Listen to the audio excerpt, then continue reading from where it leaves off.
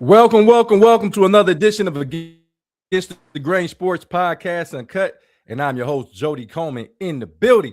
We're joined today with my man, the myth, the legend, Drill, Solo on Sports Glenn, all the way from San Antonio, Texas. What's going on, my guy? I'm doing good, man. How you feeling on your birthday weekend, brother? How's everything going up there for you?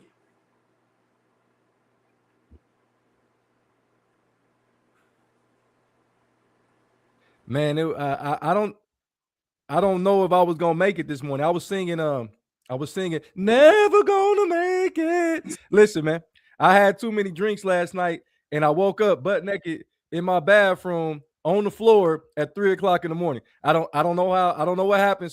But I was sweating profusely. I don't know how I made it, man, but I'm here. Were you in the house alone?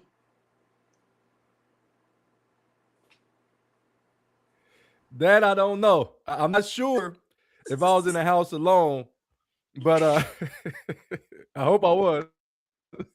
It's probably best as you don't remember. Sometimes Hey, good things real are not quick, good. we got Kathy in the building. She said, "What's going on to the Against the Grain Sports fam?" But so, what's going on with you? I'm about to switch over real quick. Tell As, everybody as what's going on with you, so. as usual, it's hot down here. It's 100 degrees. If it's not 100 degrees every day, we're having a serious rainstorm. We had another really bad storm last night. Uh, So that's just a norm down here. It's just hot every single day. Been trying to figure out this World Cup thing. I'm trying to get into it, but I really don't understand soccer. So if anybody out there can explain to me the rules, uh, I know there's a point system to it. I don't really care for the whole, oh, it's a tie, we still get points, the point system to move on to the next round. We're not eliminated because we didn't lose, but nobody won. We need to have some penalty kicks at the end of the game. Somebody got to win this damn thing. We are running around, Jody, for 90 straight minutes. What do you mean nobody won? I don't like that. This last second, who can kick the ball the furthest, something. Yeah, it's crazy work. That would be an interesting concept when it comes to the soccer. But soccer is the most popular sport in the Yeah, it world. is. So I don't think they're really worried about changing a lot of their rules. You know, they got like a lot of flopping calls and all Oh, that stuff, but they love it. Um, Soccer is world renowned. And we look at the NFL like the NFL is king just in the United States. It's only king in the United States. It's not king across the world. But real quick, my man Dwayne King Minks in the building. He said, let's go, my guy Jody, aka Mr. Smooth, and happy birthday again." He was saying, "What's up to Soul?" what This up, is the bro? thing, man. Real quick. I'm gonna go back to my birthday. So I don't know what happened, man. So I went out.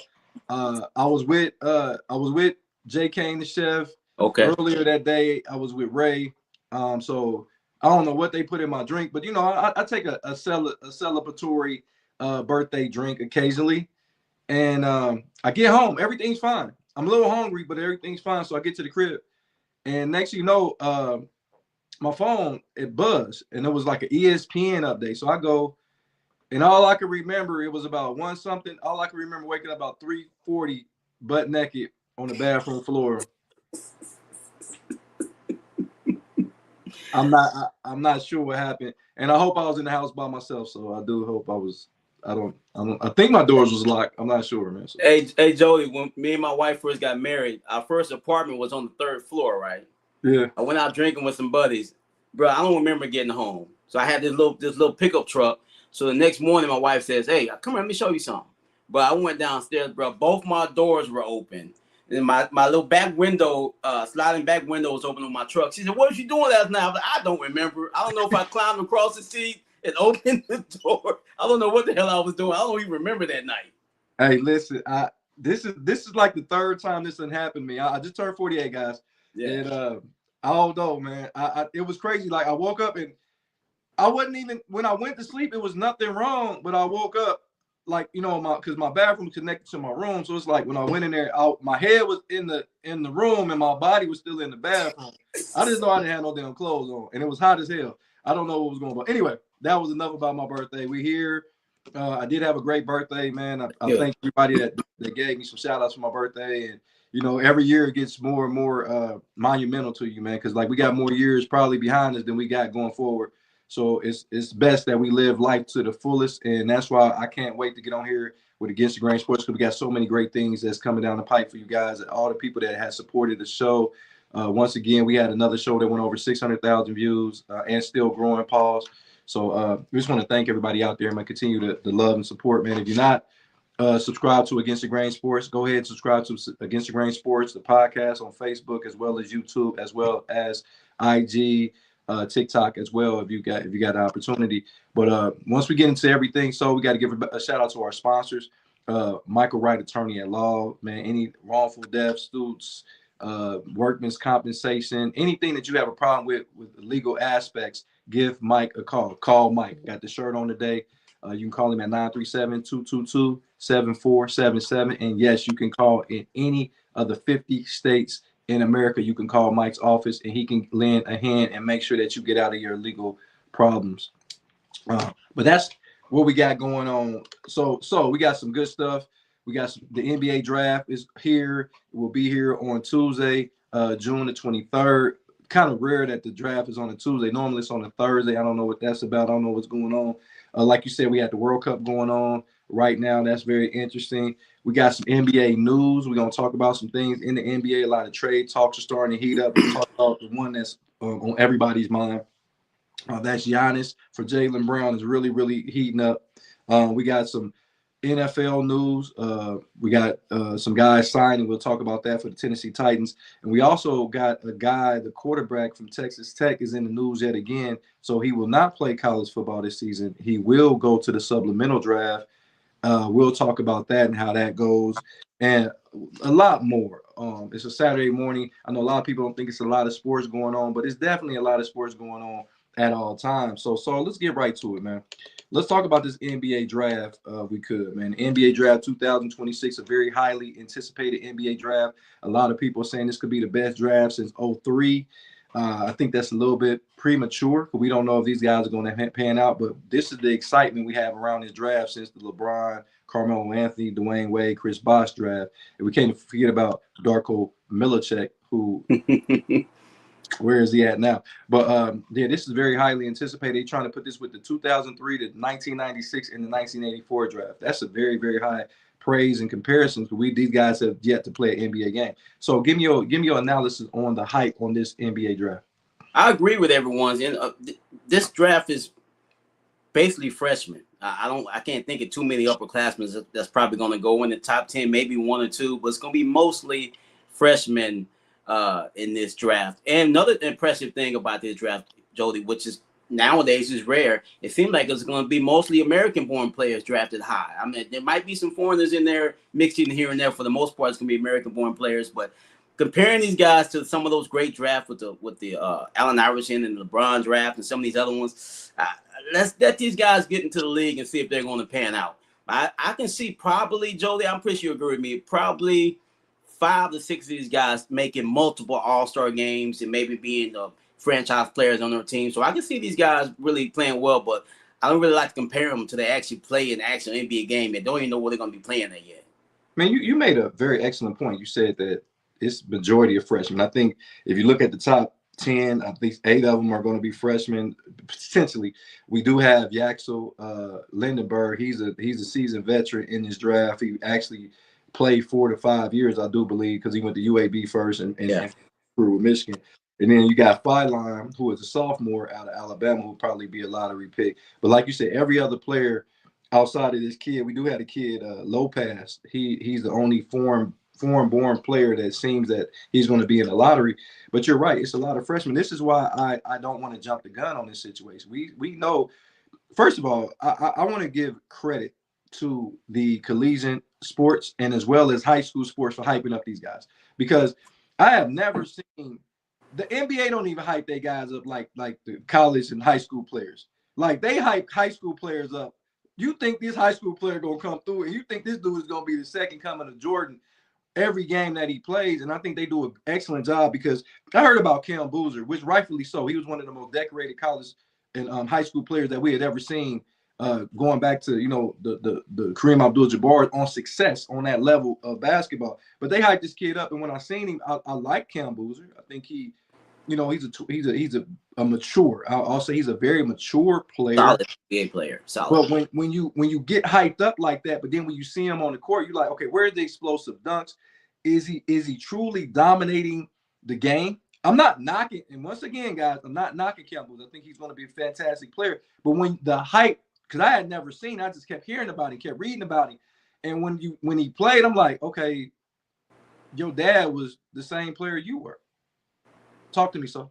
I agree with you 100%, Joey. He's new version of his daddy, but with a better hairline. That's the big difference between these two right now. You know, Ray was on. He probably hit the gavel. He's thicker than his dad was, but you know, Boozer was a really good player. Just never a superstar, but very solid player. He's gonna do all the right things on the court, and I think his son's gonna be the same way when he gets to the NBA. No matter whenever he shows up to your team, he's gonna help the team. He's not gonna really hurt the team.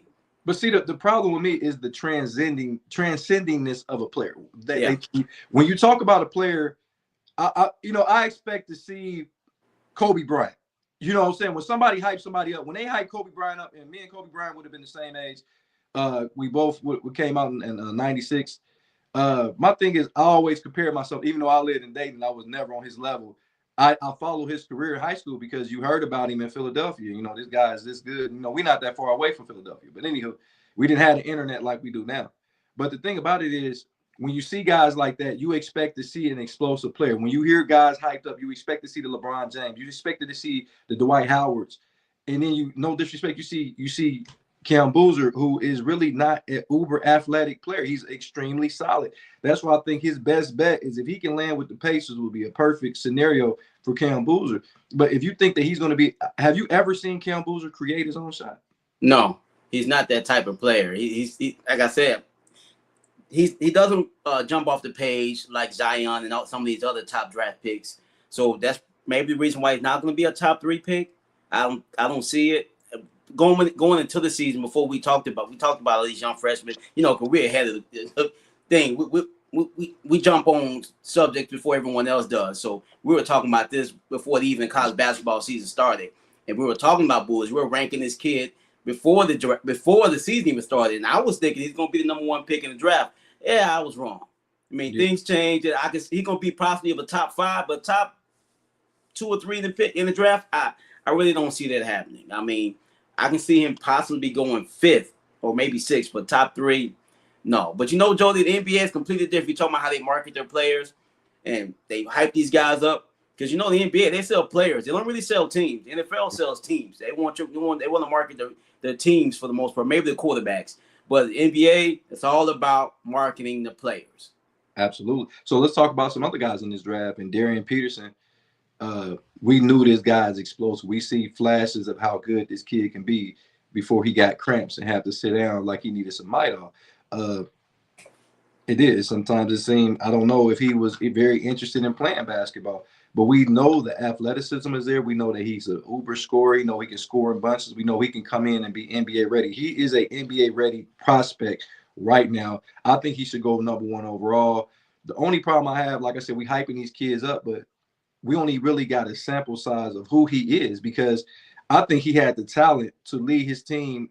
He had a very good supporting cast at Kansas. I think he could have led his team to a national championship. If you look up, and Michigan won a national championship, no disrespect that Michigan won, but Michigan wasn't full of uber great players. They just was well coached, and everybody played as a team. So when you see a superstar player like Darian Peterson, if he was really locked in, I think with the Kansas supporting cast, I wanted to see him really make a push for Kansas to win a national championship.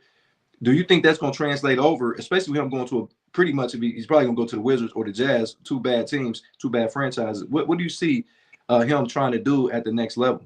His talent he's probably the most talented player in this draft. Him and AJ, they're right there, 1A for my money. But Jody, it's just so many red flags, man. We talked about all season how this kid. You remember LeBron during the finals when they turned the air conditioning off at the AT&T Center and he cramped up? This kid did this all season. But I don't know if he's really hurting or he's doing some soccer flopping out there. I sprained my ankle. I can't play. It was so much going on with him. But the red flags would really scare me off of this kid. I'm not saying I wouldn't draft him, but I would have some serious conversations with him. But I don't know how good these conversations are going to be, because it's an interview, and you can sell yourself in the interview. How many people you hire at these companies, and the interview, they nail the interview, then they get there and be like, oh, they don't fucked up now. Now I can get to the bag, and I don't have to do nothing. I'm on the clock now. So, but the talent, I guess the talent is going to win out here. So I can see him possibly being the first pick in the draft. But I think he'd be the first pick because the Wizards have the first pick, and Utah somehow is going to end up with that second pick. They're going to end up with AJ somehow. I don't know how. I think it's going to happen. So I can definitely see him being the first pick in the draft. Okay. What's up, Asia? What's up, Sissy? Said, what's up to the fam? I ain't seen you in a while. Glad you are here.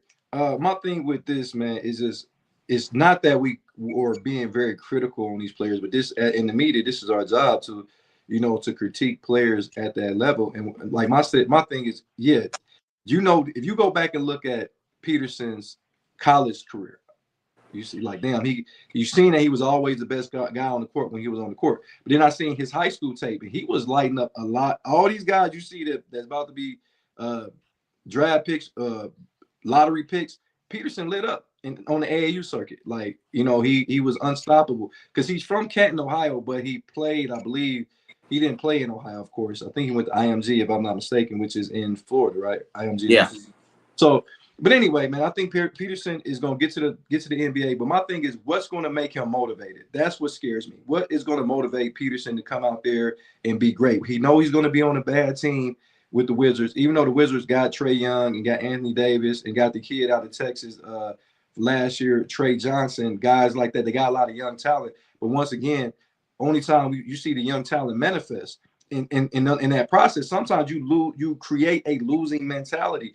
And what's going to motivate him if the Wizards come out and they start the season at 6-20? What's going to motivate him to continue playing at a high level? And if he gets his bag, which we know he is, I don't know, because it seemed like to me, just from the outside looking in, that the money aspect is way more important than being the greatest that you possibly can be. So, not only that, Joey, what is this going to do to college sports moving forward, especially basketball? There's going to be another kid that's going to be a 5-star, and everyone thinks he's going to be the best player in the world, and he's going to get to college and be like, nah, I'm just going to bullshit my way through this so-called freshman year. I'll play when I want to and still get drafted in the top of the draft. I don't know. That's just, to me, I'm not saying he should be punished for the way what he did in college. Maybe it really had some issues. I don't know. It just seemed like he was bullshitting his way through his year at Kansas. We're talking about Kansas. Like you said, Jolie, Kansas has been known for winning championships and making Final Four runs. And you go to Kansas and you didn't step up, is this a bad look for me. So let's move on a little bit. Let's talk about Caleb Wilson, whose season was ended short because of injury, but he proved as much as he could against the North Carolina Tar Heels, where he won that game, which, he beat the Duke Blue Devils, which was one of the top ranked teams in the country. And then it's like after that, he was hurt. Wilson is one of those guys that remind me of Triple J, Jalen Jackson Jr. He now with the Utah Jazz. That's the kind of skill set that he has. What do you think about this kid? He could have came back. I think he got hurt before he came back. He didn't even play a full season. They talked about Kyrie Irving when Kyrie Irving didn't play a full season with Duke, and he only played 11 games on his collegiate level. Well, he did the same. He only played half the season. What do you think about the guy like this? Would you start saying, like, even though I know it was a minute injury, is he going to come into the NBA with the stigma of being an injury-prone type of player? I don't think so. I think when he got hurt, Joe, he had played probably a good 20 games. I don't know off the top of my head how many games he actually played. And I think he had a real injury. And I think they already knew he was going to be a top 5 pick. They were like, you know what? No need to rush this kid back. Let's go ahead and rest him up, get him ready for the NBA draft. I'm pretty sure that's probably their game plan. I think he was actually really injured, though. But I think they probably could have rushed him back for the tournament. They're like, no. Let's just pull back and get ready for the draft. I think he'll be fine in the NBA, though. I'm glad you said that, because this is North Carolina, though. It is. This ain't St. Bonaventure. No disrespect to St. Bonaventure fans out there, but this is North Carolina, and you come to North Carolina to win national championships. You go look in their Raptors; they don't have a couple national championships. They got multi national championships, and he was a key component. We know when Caleb Wilson was not coming back, we knew North Carolina had no chance of winning the national championship. But with him in the lineup, once again, talking about like Derek Peterson, North Carolina could have made it to the Final Four and potentially have won this thing. And I'm like, okay, maybe they couldn't have rushed him back, but we knew when he got to North Carolina on the campus that he was going to be a top 5 pick. So we wanted to see if he can play, because the injuries that he had would have been healed by the time he got to the draft process. I don't know. Like I said, I don't know. I think it was some hand injuries. I've seen guys play with worse injuries, and I'm not saying that he couldn't have done it, but from a personal perspective, he probably did the right thing by not playing. Of course, you don't want to reactivate injuries. But my thing is, you're going to be a top 5 player even if you don't come out in this draft. And I just wanted to see Caleb Wilson play more basketball because I think he still had a little bit more to prove. That one game that he played against Duke was not enough for me to be like, okay, let's crown this guy the king. Even though I seen him play against my Ohio State Buckeyes, played fantastic. He's good on both sides of the ball. This guy can shoot the three. This guy can block shots. This guy can defend multiple positions on the defense side of the ball. But guess what? So you say what you say? You see he played 20 games? Yeah, I'm guessing. How many games they play in the NBA? Oh, they play well. No, hey Joe, but the load management, they don't play 82 games anymore. There's probably a small handful of players that play 82 games. They may not play 82 games, but they gonna at least play 50. He played 20. So I'm just saying, like, it's you now. You got to run into another rookie wall even next year. Yeah. And looking at my stats, I got him going number 3 to the Grizzlies. I can see that. I think they won't have a really good year. So I'm like, is this the type of team he'll go to? And once they not winning a lot of basketball games, they'll tank and they'll sit him. So we got to see. I want to see Caleb Williams play more basketball, get in basketball shape, and be that all-star we know that he can be. Hey Joe, one thing about the NBA though, bro, you don't have to have a lot of talent around you to get your numbers. He could be on a bad Grizzly team and hit 23 points a night because who else gonna get the points? That could definitely be a thing in the NBA. Well, Ja's still there. If they don't move Ja, that could be a nice combo if they don't move Ja. People act like Ja can't play basketball. Oh, he can play. He just does all the other shit, but he can play basketball. People can mature. I think that people can mature. Sometimes we've seen guys that took time to mature, and I think Ja's come from a good family. People, if you look at his background, Ja Morant came from a good family, and a lot of good, tutelage. His dad was there. His mom was there. I believe that Ja will get it right at some point. Once he realizes them NBA checks ain't gonna come unless he acts right, I think he'll get it together. Then he can't even do all the shenanigans off the court. He won't even have time if you ain't got that type of money. So, but AJ the Bancer, the kid out of BYU, he made us watch BYU basketball. Like, we stayed up late to watch BYU basketball because this kid was good as advertised. My thing with him, he's probably the most gifted physically going into this draft. He's already a grown man. He's already can handle the ball. He worked on his 3-point shot during the season. He's a pretty solid defender on the other end. I think he's a playmaker, can create his own shot, and we've seen that he can carry a team after all his other players. Richie Saunders got hurt. Other guys on that team got hurt. So we've seen how he can carry a BYU team in that tough Big 12. So I'm impressed with that. But so sometimes on the court, it seemed like it was so hard for him to fucking score. It looked like he was pressing the issue. And at the NBA level, he just sometimes, even though he was the best player on the court, he struggled to score in clutch moments. What do you think about AJ, man? We've been critical on him, but we know this guy is got the whole arsenal. But I got to be critical of something. It looked like at times it was hard for him to score. What do you think about that? The last time I saw him play, he played my Longhorns. I think it was the second round. No, it might have been the first round of the tournament. I don't think they won any tournament games. And he damn near beat us by himself. The kid can hoop. We know the NBA defense is not some of the toughest. I think he'll be fine at the next level. The talent is there. I just think somehow he's gonna end up in Utah. Somehow I don't know how they're gonna make a trade here and there, whatever, make it happen. But I think he'll be fine at the next level.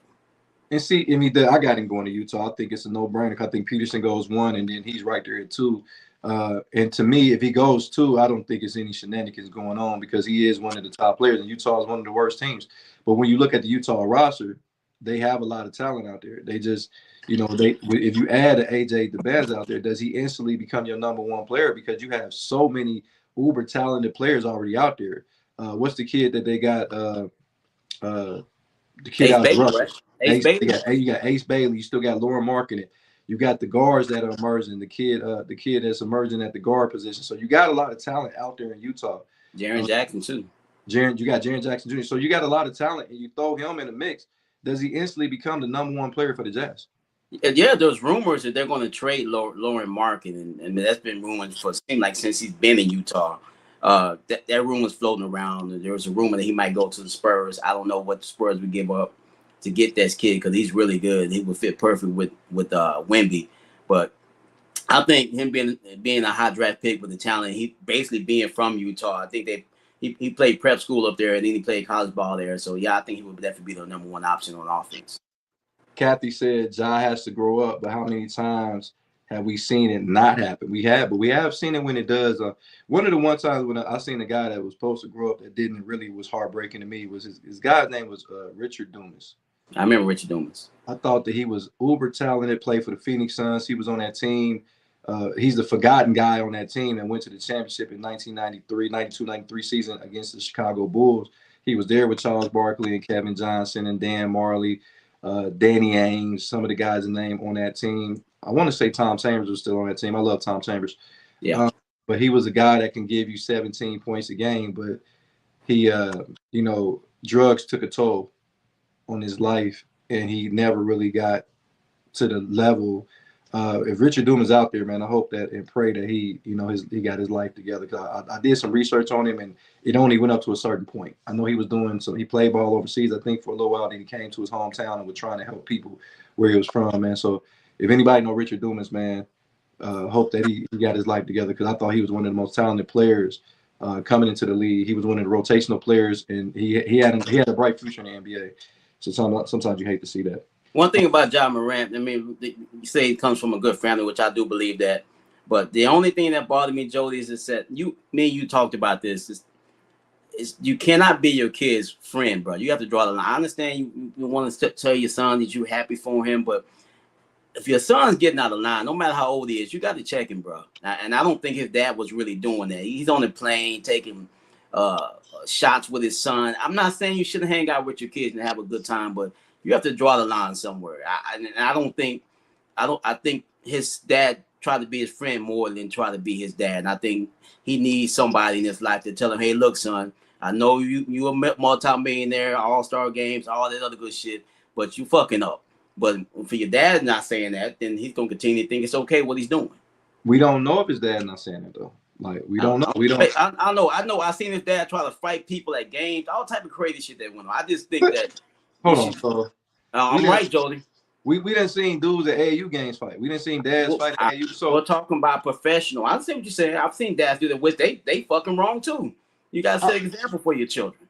I'm just saying, Jody, if your son was Ja Morant and he was getting in trouble like that, wouldn't you have a stern conversation and say, look, boy, look, I understand you're the man, you this, you that, but I don't know. It just seems like the whole parent and child thing gets messed up sometimes when your kid makes so much money. I'm pretty sure that's probably an issue for them. I mean, he's taking care of his parents, but still, we still have to draw that line somewhere. And I don't know if that line's been drawn between him and his dad. And see, this is why I'm gonna say, so I'm gonna go against the grain. I feel like that's not fair, because you got to start this conversation at 5, 6, 7, 8 years of age. You can't start it when he's 15, 16. He already getting looks. He's a top player, top guard, dunking on cats. Everybody telling him he's about to be a superstar. We watch He Got Game. Everybody's saying He Got Game. He's the Jesus Shuttlesworth of his neighborhood. So my thing is, you can't start after he done got all this praise. Everybody is not maturing as LeBron James. Everybody harp on LeBron James, but I think this guy, LeBron James, was able to withstand the criticism and the praise from they say he would have been the number one pick in the draft, being LeBron James, his sophomore year in high school. That's how good LeBron was. You know how good you got to be a 16-year-old kid, be considered as the number one pick in the draft. So I say that to say this. I'm not saying that the conversation wasn't had. I'm not saying it was had either. So you're right about that. I'm not saying either one. But only thing we see and saw are pictures. All we seeing are glimpses, and they're taking the worst of the Ja Morant and his father's situation. We don't know when he's sitting there like, hey, I love you, son. I got your back, but you got to stop this. We don't know. Only thing we getting is what the media wants us to see. So. Well, that's true also. You're right. Maybe I'm wrong. I'm just telling what I see. And some of the things I've seen, I don't like. That's just my opinion. I get it. Yeah. So just going through before we get to some more NBA stuff right here. Some guards. It's a heavily populated draft with guards. And you can never have too many guards. As you can see, look at the Knicks. Look at the Knicks winning the championship. Look at the San Antonio Spurs getting to the championship. Both of those teams, even though Wemby and Cat was on respectively of both of them teams, everything else around them were guards. And maybe that's the move we're about to go back to. We're about to go back to, okay, you got some good point guards, and you have one big man, and that one big man is the only one in your roster that can fucking play, because it seemed like that was the only one that could play was Cat on the Knicks. No disrespect to Mitchell Robertson, but Mitchell Robertson was a liability because he couldn't shoot free throws. And Wemby, who I love Wemby. Wemby has to create more on offense. He is limited on offense at his young age. Let's I keep it real. agree. I Is he agree. one of the best defensive players we probably ever seen or ever will see? Yes. Offensively, he's not the go-to guy. And I think we lost the series to the Knicks because I think the offense, we should have realized that Devin Vassell was the most hot, was the hottest player. We should have drew up more plays for him. That's no here, no there. So it's a guard draft. So we got Darius A. Cup Jr., you got Kingston Flemings, you got Nate Ahmed, you got Keenan Wagler, you got Brandon Burris, you got Mikael Brown Jr., you got LeBaron Flyline. Those are the guards. Do you think any of those guards, did your ears perk up when you say this guy can change my franchise immediately? Who would be the guy out of those ones I just named? Darius Acuff. We saw him dominate SEC basketball. I can definitely see him going to possibly the Brooklyn Nets. We know they need something. I mean, the other team in New York's winning championships, so Brooklyn needs something to stand on. I can see him possibly being a net and changing that franchise because he can score the rock. We all saw he can do that. So I can see Darius Acuff being a really good player in the next level. I agree with you on Darius A-Cup, but I think he's going to go forward to the Bulls. The Bulls have a new coach. They went and got Tiago Splinter as their head coach. He did a fantastic job in Portland as he was the intern coach. I don't know why they didn't bring him on full time after really giving the San Antonio Spurs all they could handle in the first round. I don't even know who Portland has. Who have they hired, if they hired anyone? They haven't talked to anybody yet. I don't know Portland what they're doing. I think they dropped the ball by not taking Tiago Splinter, a guy that has some continuity with his team. They seem to respect him a whole lot because he's a former player, former champion with the Spurs. Former. No, but I like Darius A-Cup going to the Bulls. I think that you put Josh Giddey off the ball. I think you can see a resurrection of Derrick Rose. We know about Derrick Rose. We know that he was beloved in Chicago. He reminds me so much of, is he as talented as Derrick Rose? No. Is he a guy that can be transcending like Derrick Rose? I believe that he can. Very strong. He has a lot of power in his legs. This guy is a 2-foot jumper. This guy can dunk on you if you need to, but this guy can shoot the three and he can control any offense. Chicago needs that. Chicago deserves to have a star. They have Michael Jordan, Scottie Pippen, Derrick Rose, and then what? What do we got? What do we got in Chicago? And I believe that they need a star, and I think A-Cuff can be that star for Chicago. Yeah, they definitely need somebody there because their franchise is struggling. They will make there's a lot of Bulls fans out there that have been struggling. They Derrick Rose, they thought they had it with him. He just couldn't stay healthy. He definitely was a dog. He just couldn't stay healthy.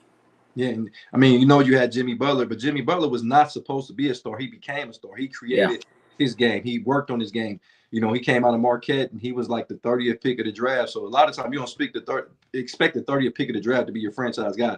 I think A-Cup, and he's humble. His mentality is like Derrick Rose as well. Like, he's not a flamboyant player. He just gets it. I seen a game where he had 49 points against Alabama. And I'm like, this kid can really play, man. He played the whole game. He doesn't complain. He looks very coachable. So I would love to see him go to the Bulls. And then one more before we get out of here, Kingston Flemings. Kingston Flemings is the wild card in the draft because I seen him play, and I know you saw him firsthand. Your son actually went to school with Kingston Flemings. But do you think there's any limitations to his game? Because I don't know if his jump shot is quite there. Yeah, his jump shot's not there yet, but he can run an offense like no other. He don't mind being coast tough, down there with Kelvin Sampson down in Houston. He likes to yell at people quite a bit, and he said he thrives off of that stuff. I can probably see him possibly being a Clipper. I can see the Clippers possibly taking him and helping out their franchise. So I think he'd be another good player at the next level. He's solid as well. I would say, I'm gonna say Clippers for him. See, I got him going to the Brooklyn Nets. The reason why I don't think the Clippers are getting because they went and got Darius Garland. I think they, unless they run a 2-guard set, which they could, but I don't know if you give up James Harden to get Darius, Garland, and then bring another guard in to start over Garland, because you're not going to be able to keep Kingston Flemings on the bench at all.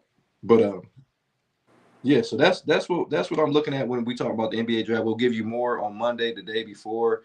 The NBA draft is on Tuesday, so we'll give you more of the NBA draft. But we're talking more about lottery picks. We'll get more in depth into the later first round, and some of the stars or gems of the second round that can be your Joker, that can be your Manu Ginobili, that can be your Draymond Green, that can sneak from out of nowhere, be a Jalen Brunson, the most recent Yeah. second round pick to become a NBA star. So you never know. You don't want to just be like, oh, if you're not a lottery pick, you can't be a star. You know what I mean? Like, Oh yeah. it's a lot of second. Dennis Rodman. I mean, Joe Dumars. Just to name a few guys that went in the second round that became NBA stars, that became NBA legends. Everybody. Sometimes you got to work. So sometimes you got to really work on your game. But we'll talk about that later. But we got some NBA draft talks heating up. So I didn't think. I want to say you said this. You believe that the Milwaukee Bucks would deal Giannis to the Boston Celtics for Jaylen Brown. Didn't you say that? Yeah, I've been saying that. Go ahead and speak on that, because that one is actually gaining a lot of momentum. Talk to me about what would have to happen for them to pull the trigger on that trade. I think Jaylen Brown's kind of worn out his welcome in Boston. Some of the post game live streams he's been doing, I think that's probably rubbing some of the Celtics organization the wrong way. And Jason Tatum's probably going to be back 100%. And Milwaukee's going to want some talented players. And who's more talented than Jaylen Brown that's on the trade market? I know Miami wants Giannis, but Miami don't have nobody. Tyler Hero, come on. I don't want him. I'm not trying to hear that. I think he'd be a perfect fit in Boston, and they'll get back Jaylen. And they can also throw in a couple of first round picks. I'm pretty sure the Celtics, they're a pretty smart organization. They probably got a bunch of first round picks they can throw at them too. So I can see those two swapping teams and maybe a couple of first round picks, and I think it'd be a win-win for both teams. I don't know if it's a win-win for both teams. I think that I don't know if Boston will be making a mistake. And I've always been on the show talking about, Jason Tatum's better than Jaylen Brown, and I stand on that. But I think them two together, when they both was healthy, won a championship last time. We seen both of those guys healthy, both of those guys on the court. We seen those guys complete seasons. Because you got to think the year before, last year, of course, Jason Tatum was hurt majority of the year. Then remember, Jason Tatum got hurt in the playoffs against the Knicks, and people were like, well, they were going to lose that series anyway. Well, how do we know? We didn't see stranger things happen, and Jason Tatum is that guy that can give you 51 points in the closeout game. Y'all remember he had 51 points against the I think it was the Miami Heat in the playoffs. So we know that he can do that. So, but the last time we seen both of those guys on the court healthy at the same time, they won the national championship. They won the NBA championship. Giannis had been in and out of the lineup for the last 3 seasons with nagging foot injuries. He's a taller guy, and I think Giannis is about to be 34 years old. So when you start, and I'm sorry if I gave him a few years, but I know he's in anywhere from 32 to 34 years of age. That doesn't bode well when you're getting hurt and getting older. We know that. You don't get older, get hurt, then heal quicker. I don't know. And then you got to look at the chemistry. We know that Giannis is a ball dominant guy. We know Jason Tatum is ball dominant. I don't know if this is a match made in heaven, and can guarantee that the Boston Celtics will be great, because they were already great with Jaylen Brown and Jason Tatum. Talk to me. That's true, Jody. I mean, then you got to think about this, man. Not only if they made a trade for Giannis, they're going to have to re-sign him to a contract. I think he only has 1 year left on his deal. So I'm pretty sure that's part of the conversation. Hey, if we trade for you, we got to get this dude a 4-year, $200-something million contract. And he's already starting to have some injuries. I don't know if it's because he didn't want to be in Milwaukee or there were actual injuries. But like you said, Jody, he really hadn't done much since they won that championship a few years ago. Will the change of scenery be good for him? I don't know.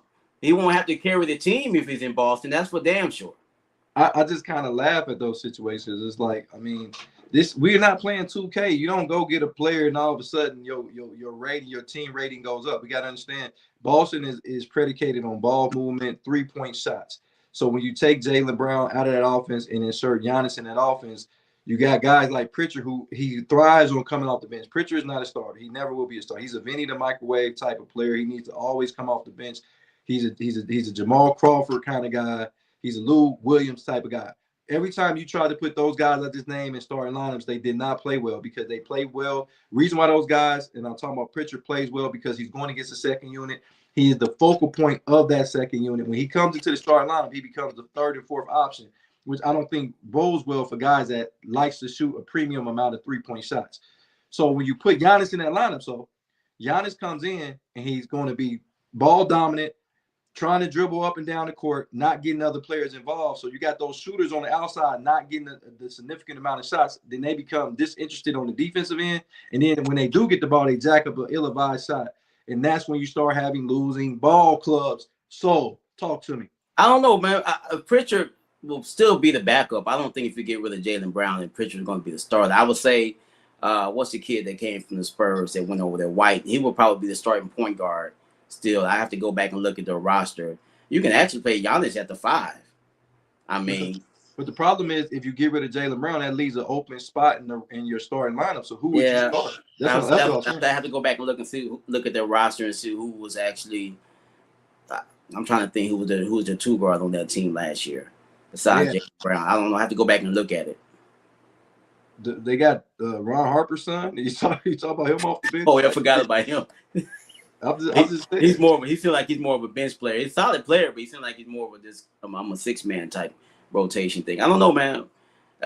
It depends on how much Milwaukee wants back in return for Giannis. They're not gonna want peanuts. They're gonna want something legit. I'm pretty sure they're gonna want a starter and maybe a young starter and some draft picks. That's what most of these teams want.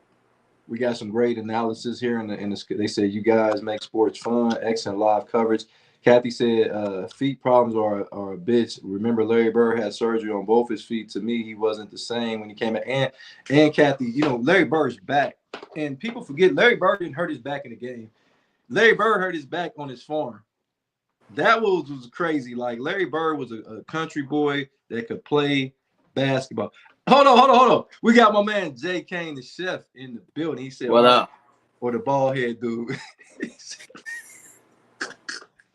Hey, I'm glad Kane is here real quick. We about to talk about the NBA. I got home last night, Jay Kane, and 3:00 in the morning, I was butt naked on my bathroom floor.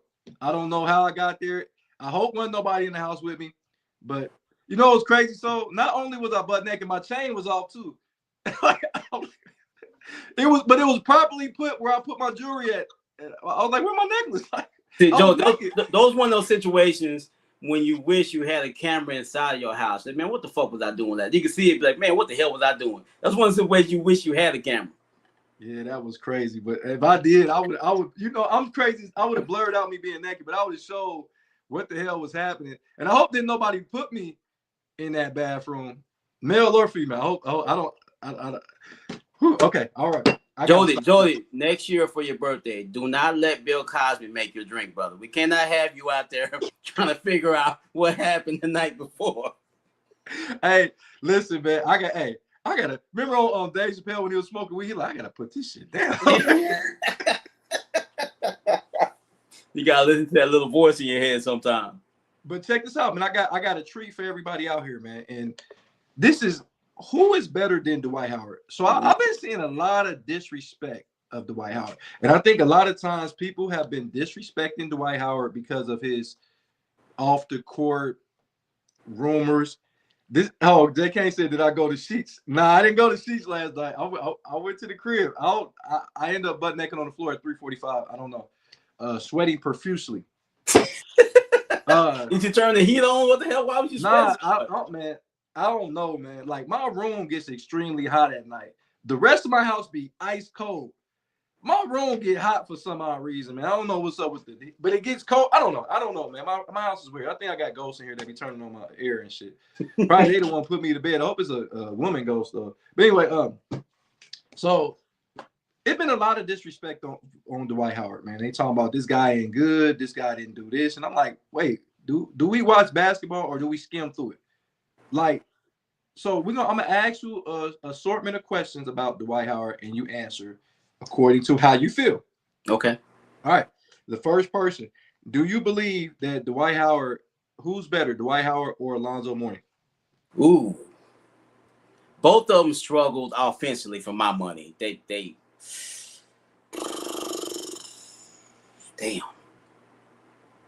Damn. That's a good one, Jody. I'm gonna go Dwight Howard. I think he's a little bit better defender, and he can actually guard on the switcher world. So I'm gonna go Dwight Howard over Alonzo Mourning. Okay, that's a good one. Key Mink said Dwight Howard. JK, who do you think, Dwight Howard or Alonzo Mourning. I'm gonna agree with you. I'm gonna go Dwight Howard. I think Dwight Howard was a little bit. Both of them, I think, was didn't have a lot of offensive weapons. They didn't have a lot of go-to offensive things. I think Dwight Howard could, with him being a more athletic, being able to guard a lot more players on the court. He was the guy that gave not Giannis, well, Giannis too, but the Joker. He gave the Joker fits when the Lakers actually was winning when they brought him over later on in his career. And I think he can guard multiple. I don't think Mourning could guard multiple positions. You know, Mourning was a hell of a defender in the paint. So yeah, I'm gonna go with Dwight Howard. Kathy says she's going with Mourning. So I got another one. Who's better, Dwight Howard or Amari Stoudemire?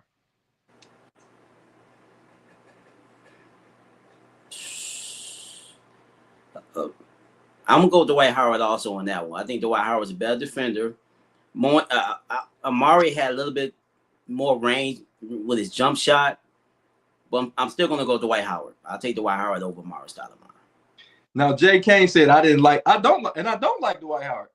That don't mean he's not good. See, Jay Kane, the difference with me is I can separate me not liking Dwight Howard on him actually being a good player. Why don't you like Dwight Howard, brother? What's your issue with the Superman from Orlando? That was the issue right there. He was saying he was Superman, and Shaq was still in the league.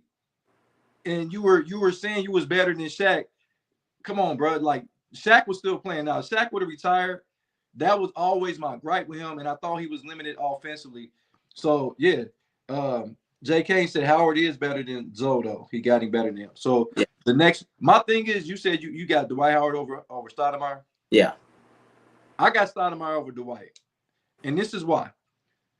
I got Stoudemire, who I think was a very underrated guy, but I seen when he went from Phoenix, where I thought it was all Steve Nash, but he goes over to the Knicks. And he at that year he was with the Knicks, I believe he was the best power forward. And that was with Tim Duncan still in the league for at least that one moment when he got to the Knicks, when he was averaging about 26, 27 points a game before Melo. Remember before Melo got over there? Yeah. I saw that he didn't need a point guard because this was pre-Linsanity. He didn't need a point guard to get him the ball. It's like I thought he did. I thought that Steve Nash always put him in great position for him to score. And what I seen, the Knicks didn't have a lot of great point guards like a Steve Nash. So when I seen him go to the Knicks and dominate the way he did, I said, yeah, I'd never really seen Dwight Howard really dominate offensively. And I think Stoudemire was good enough defensively, which if you put both of them together, I would say Stoudemire over Dwight Howard. What do they call them? Stats, standing tall and talented, and what they call themselves. I don't know, man. Dwight Howard's defense to me put him over the top when it comes to him and Stoudemire. Stoudemire was a dog, don't get me wrong, but I would go with Dwight Howard over him. Okay, good debate. King Mink said, hell, I'm still trying to see Stoudemire get into the Hall of Fame. I think that he put up great numbers. Jay Kane said Stoudemire is better than Howard. Stoudemire came straight out of high school, right? He didn't go to college. He played. No, he came straight out of high school. Yeah. Let's keep it moving. So this is a tough one.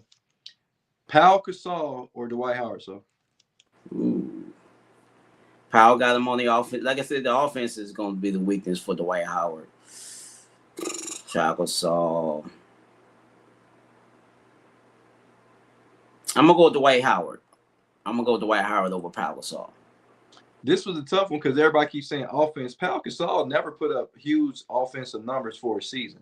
Like people forget when he played with the Lakers, he was only giving you 18 points a game, which, you know, for a lot of standards, that's not a lot. It's not fantastic for a player. He was never. Pau was just a very good player.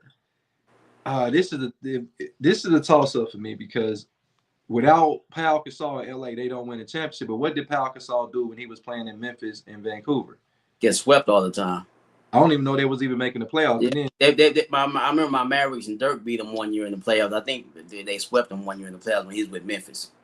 So I think I'm gonna go Howard as well because we talking about prime, the best of these guys. I think Dwight at his height was better than Pau at his height, and I think Pau definitely had to have a supporting cast. We've seen Dwight Howard take a team. We keep talking about the team that LeBron James took to the finals. We talk about the team that Allen Iverson took to the finals, but we never talk about the team Dwight Howard took to the fucking finals.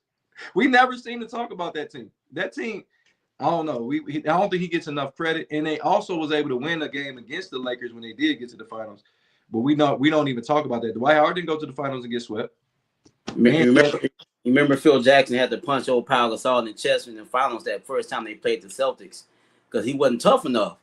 Hey, motherfucker, one of the time I hit him, hey man, shit, what the fuck you doing? That second year they came back and they beat the Celtics, but that first time, Pau Gasol was being soft, man. Kevin Garnett was getting the best of him. Because Garnett liked to talk, and when he find people he can talk to and bully, he does. But Dwight Howard, we don't give Dwight Howard enough credit for taking that team that beat LeBron James. Y'all remember when LeBron James had the puppets with the Kobe Bryant puppets, and they thought that was going to be the NBA final, and LeBron James didn't make it. So I'm just like, I thought that was funny. So yeah, I got Dwight Howard over Powell. J.K. said Howard would dominate Powell, so J.K. agrees. So let's keep it moving. Rasheed Wallace or Dwight Howard? I love Rasheed Wallace. I'm going Rasheed Wallace. Then take the technicals out. Hopefully the referees are not there. I'm going Rasheed Wallace over Dwight Howard. I got to go against the grain. I'm going Dwight Howard over Rasheed Wallace. And Rasheed Wallace, even if he wasn't getting technical fouls, Rasheed Wallace to me was a great defender, but he took too many plays off of me. Let's get away from the days he was in Detroit. It was a reason why he kept getting traded around. It was a reason why he wasn't playing major minutes for the Portland Trail Blazers. It was a reason why y'all couldn't hit a fucking bucket in the fourth quarter against the Lakers when y'all had a fucking 15-point lead and could have went to the NBA Finals. And y'all probably would have won that NBA Finals because it would have been, I think it would have went against that year. They would have went against, I believe, was it Philly that year? The Lakers. What year are we talking about? When the Lakers beat Portland.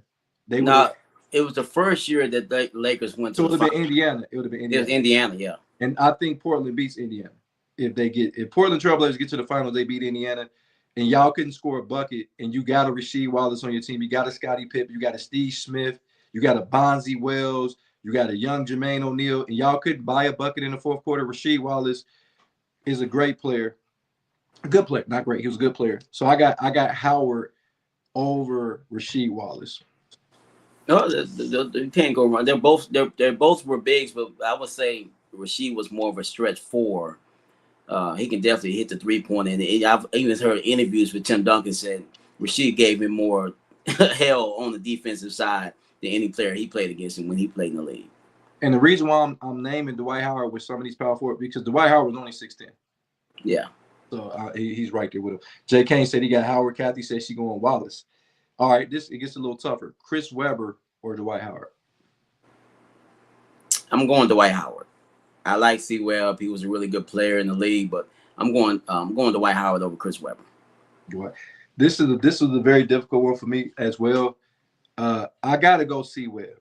And the reason why I'm going C-Webb is because C-Webb, if he doesn't get that fatal knee injury with Sacramento, I believe it was against your Mavericks. Yeah, it was the playoffs.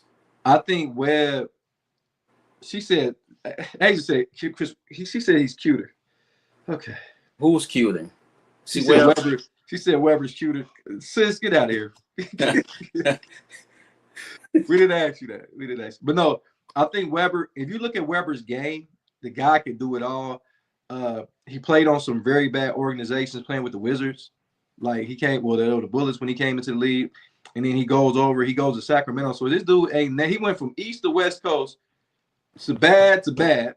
Sacramento only was good because Webber was there. They haven't been good since. So I look at it like this, man. I look at Webber being slightly better than Dwight Howard. I just think that he could play defense very well, and he had the mid-range game. And if Howard carried the Orlando team, I seen people think that Sacramento was as great. They was, but Chris Webber was definitely the best player on that team every year he was there. So you know, Jody, I know you don't like talking about referees, but Sacramento got cheated against the Lakers in that conference. You can say what you want, bro. The referees cheated for the Lakers. Sacramento should have been in the finals that year. It is what it is. I mean, you can't go back and change history, but they definitely gave the Lakers the benefit of the doubt in that series against Sacramento. You talking about when Kobe elbowed Mike Bibby in the face? A whole bunch of stuff went on in that series, bro. But didn't they have an opportunity to win the game and they didn't secure the rebound and they went out to Robert Horry? So we gonna talk about the rest. That's just one of the games. Don't talk about. We're gonna talk about the rest, but they didn't secure the rebound, and now it's the referee's fault because y'all didn't box out. Jody, that same guy went to prison for betting and cheating on NBA games as a referee. So it's obvious that guy was cheating. We know he was. It's a well-known fact they cheated for the Lakers against the Sacramento Kings. Hey, see.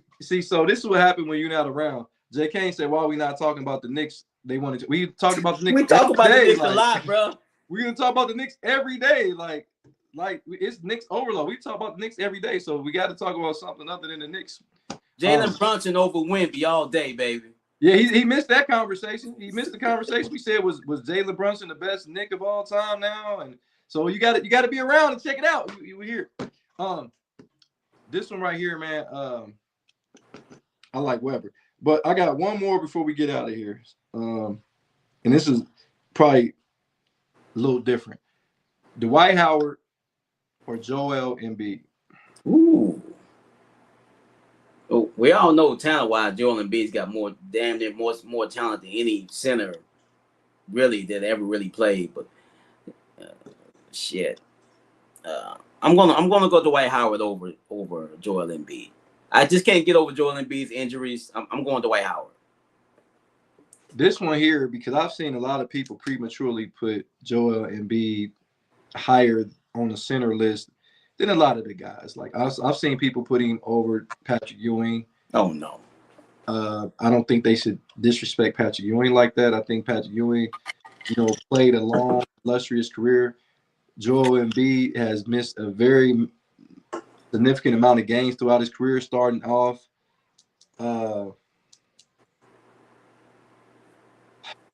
Man, I got to go Dwight Howard because of what he already has done. I think Joel Embiid has a lot to still prove, and I don't know how much he got left in his tank to prove it because, I mean, like I said, he's getting older. I think he's older than what his birth certificate said.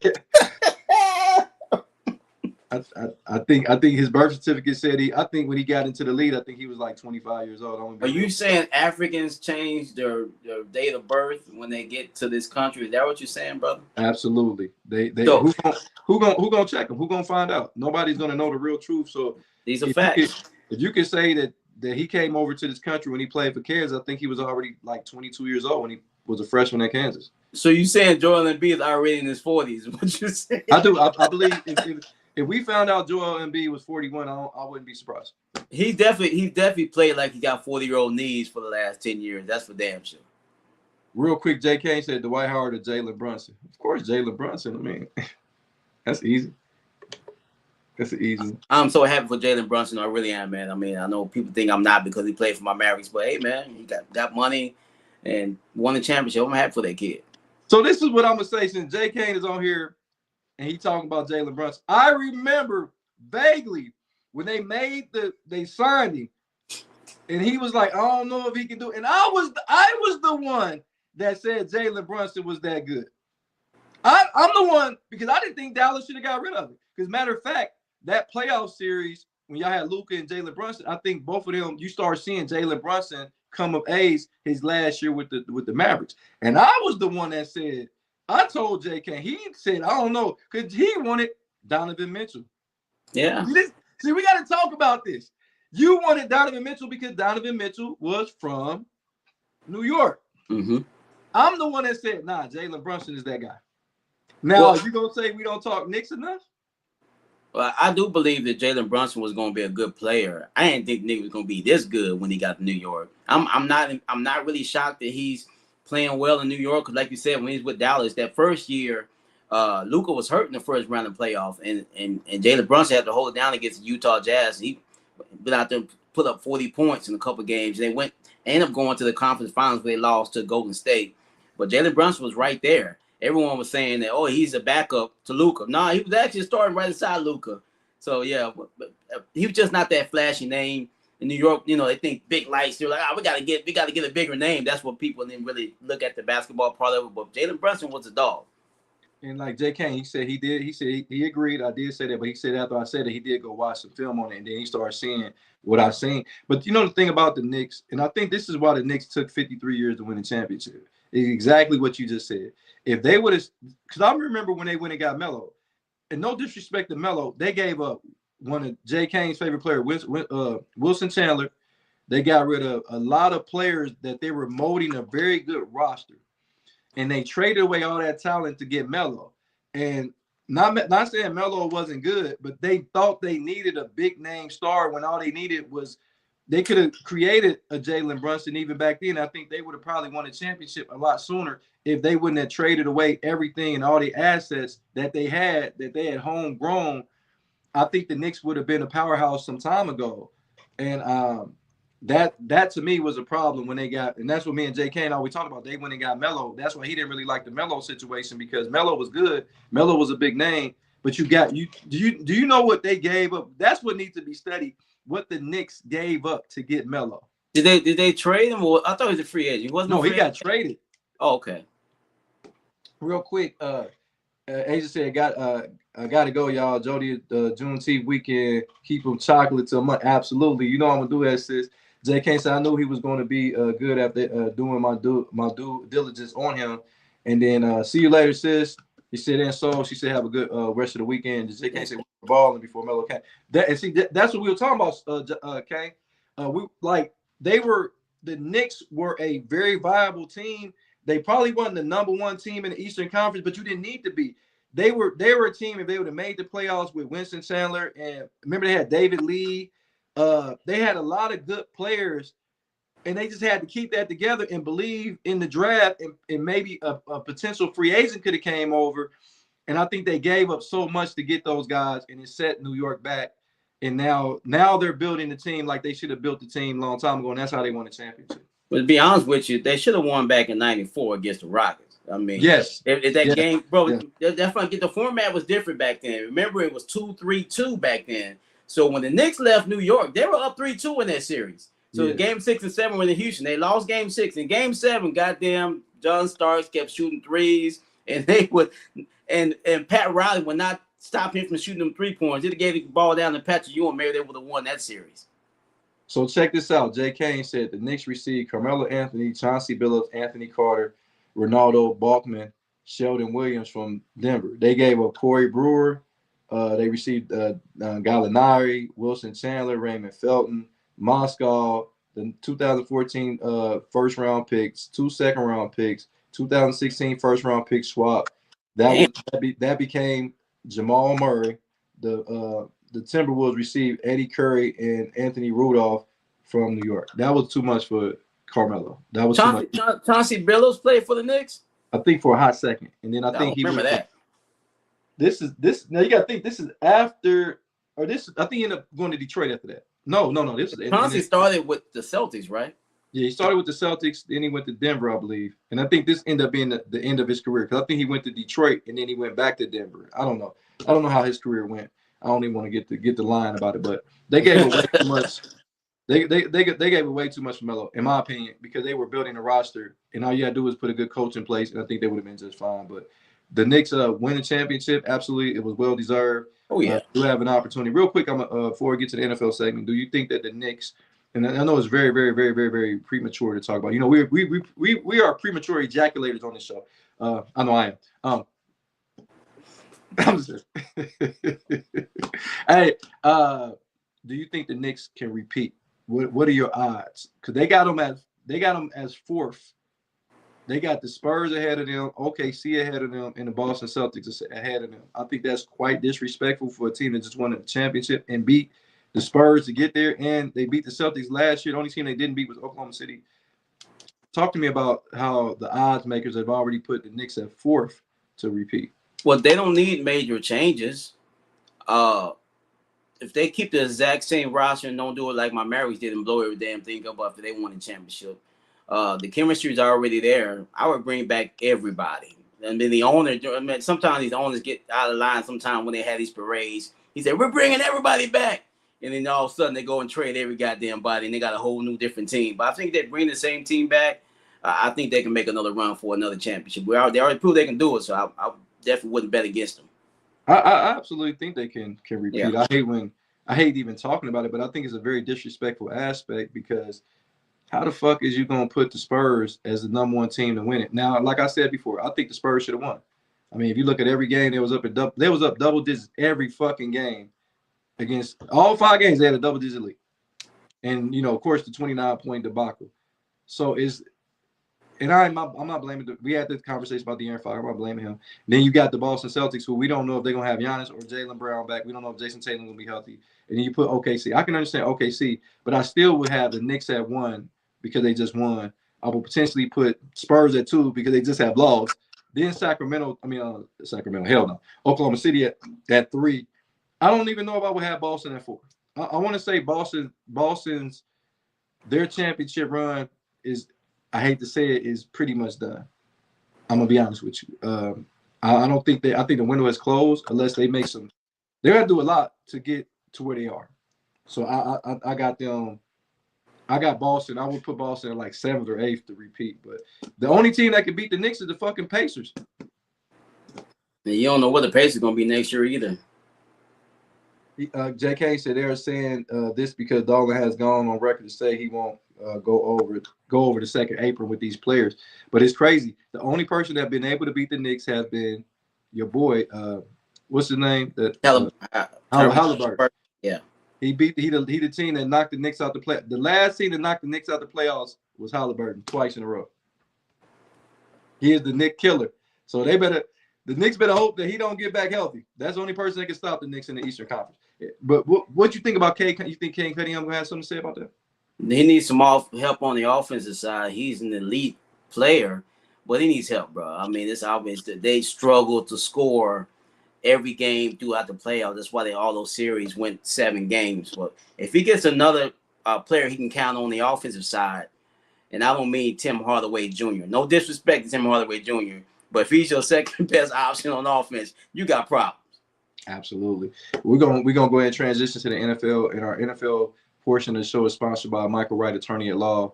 If you got any wrongful deaths, any personal injuries, any workman's compensation, it don't matter. You can call Mike. You can call him in any of the 50 states at 937-222-7477.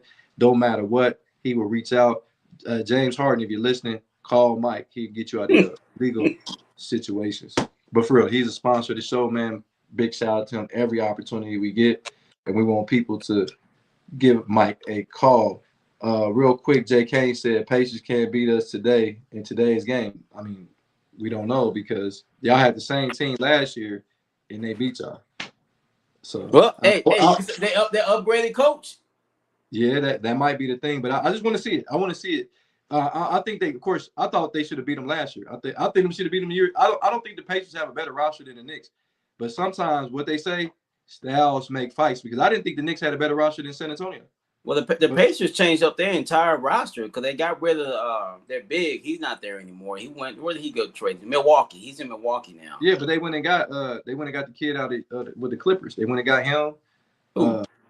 The guy, I forget his name, but he was a Laker, went to the Clippers. I can't remember his name right now, but he's a double guy. I can't remember his name right now. And then he was like, he said Tim Hardaway is in Denver. He's in Denver. See, yeah, he played Denver. He did play for Detroit. 2 years ago. Yeah. Kathy said I can't see the Celtics win in the next 2 years. I can't either. Just my thing is the thing about it is, man. We got to see it because Oklahoma City ain't gonna take. No pun intended. Pause. The Oklahoma City Thunder ain't gonna take this line down. No, they got way too much talent to go out like they did. I think they're gonna bounce back. I mean, they had a lot of injuries against the Spurs. I ain't saying that's why the Spurs won, but they had a lot of injuries, man. When your second best player is out, Jalen Williams, that matters. Because would you trade Chet? Absolutely, in a fucking heartbeat. He got no heart, bro. But he only team he didn't have heart against was San Antonio. So let's see if he can bounce back. We didn't see guys get punked. We seen Scottie Pippen get punked against the Pistons. The dude, he got punked so bad he said he had a migraine. So I don't think we can just throw players away at our leisure. I think sometimes you got to give these guys an opportunity to do it again. And look how Scottie Pippen was able to bounce back. Let's see if Chet can bounce back. Now, if he performs the same way next year, then you get rid of him. But Chet is a good player, man. We all of a sudden he play against Wemby and he don't look like a good player. But against all the other 2018s in the league, he looks fantastic.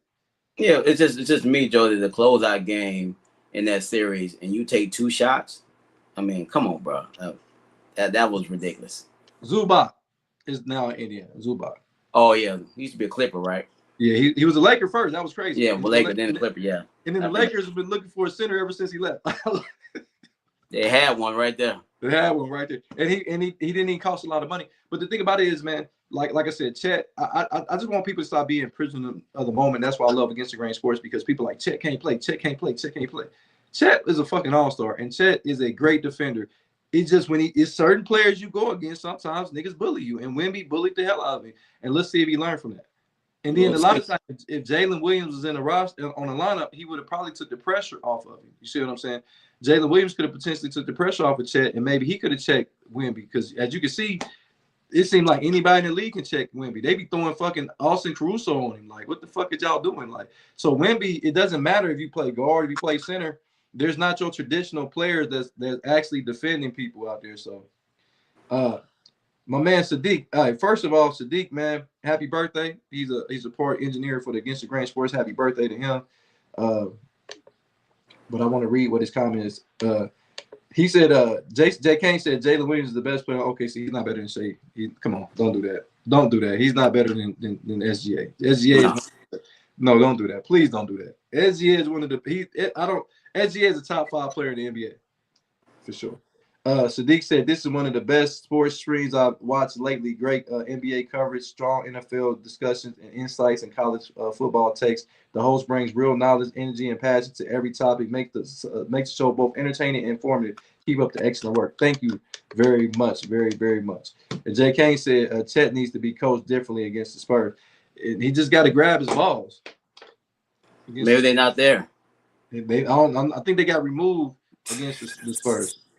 But real quick, man, going over to the NFL, man, we got a little bit of news before we get out of here. The NFL, the Tennessee Titans defensive tackle Jeffrey Simmons signs a 3-year extension with $100 million guaranteed. $100 million guaranteed for a D tackle. When you see contracts like this on teams that are not that good, what do you think? What's your mindset? Well, first of all, congratulations to Jeffrey Simmons for getting this deal. Well, right now he's an elite defensive tackle in this league. And I do like him getting all that guaranteed money. But this is what we talked about, Jody. If you want to give guys guaranteed money, you got to give them shorter deals. Yeah, he has guaranteed money, but it's only for 3 years. So I kind of like this. And, when you're not paying the quarterback yet, you can pay everybody else. And that's the situation Tennessee's in right now. The quarterback's still on a rookie deal, so they can pay everyone else the money they think they deserve. When I see this, it makes me have, if I'm a Titan fan, it makes me have hope. Why you say that is because now you're trying to lock in your best player on the defensive side of the ball. This is the guy, he's a former Pro Bowler, former All-Pro, I believe he made the All-Pro team one time. This is the guy that was on the trading blocks last year very heavily to go to a lot of contenders. And now you're like, nah, we're going to keep our centerpiece, and we're going to build around him defensively. He's not really that old, especially at D tackle. D tackles can play well into being 34 and 35. That's not one of those positions when you turn 30, you get worse. Those are one of the positions you turn 30, you get better at the D tackle because there's not a lot of movement. Offensive linemen and D tackles can play well past the age of 30. So signing him to give him guaranteed money, he's the heart and soul. This guy goes out every week in and week out and gives you everything that you got. So if I'm a Titan fan, on top of having the number 1 pick at quarterback at Cam Ward, who I think is going to develop into something great, we agree. The thing that me and you disagreed on with Ward is they shouldn't have drafted him because I didn't want them to ruin him. And hopefully they're putting pieces around him so they won't. And this is one of the signs on the defense side of the ball, maybe potentially give you an extra possession on the offensive side of the ball. You see what I'm saying? Yeah. Jeffrey Simon is that guy. I had high praise on him years ago, and I was like, this is a gem in the rough. He just played for the Tennessee Titans. If he's playing for the Baltimore Ravens or he's playing for the 49ers, teams that people know about, this guy will be a household name, but he played for the Tennessee Titans, so a lot of people don't know about him. So when I see a contract like this, especially $100 million guaranteed, so is a Titan fan, I'm not a Titan fan, but for the Titan fans, it's got to be hope in that city. What do you think? Yeah, and they changed the guard. They got a new head coach in there, Robert Saleh. I mean, he got a bad rap for the Jets. I don't think anybody can get the Jets back on track. So I actually think he's a good coach. I think their defense is going to be solid. If they can fix that offense, I think they brought in the Giants' old head coach as their new offensive coordinator, and that's a good fit. Some guys aren't meant to be head coaches, so we go in there and coach the quarterback up. I think Tennessee might be able to make a play for that wild card spot in the AFC. Okay. Hey, Jody, Jody, come on, bro. Think about it. That's what's so great about football. Every year we don't know who's going to be there. We can say that in NBA, but in NFL we don't know. There's surprise teams every year. Who's to say the Titans can't make a wild card run this year? So you got your flowers with the Carolina Panthers, but that was a bad division. You're talking about the AFC. You think I'm not saying they're not going to be a better team, but you can't keep just saying, okay, this team that's bad is going to be good, so your take could be great. I don't. Why not? But anybody can say that, because if you're wrong, nobody's gonna come back and check you, because the Titans are supposed to be bad. So it's only look good if they actually go and win and go to the playoffs. Would you telling me a team can't change head coach, offensive coordinator, and sign some key players, can't be good the next year and they were shitty the year before that?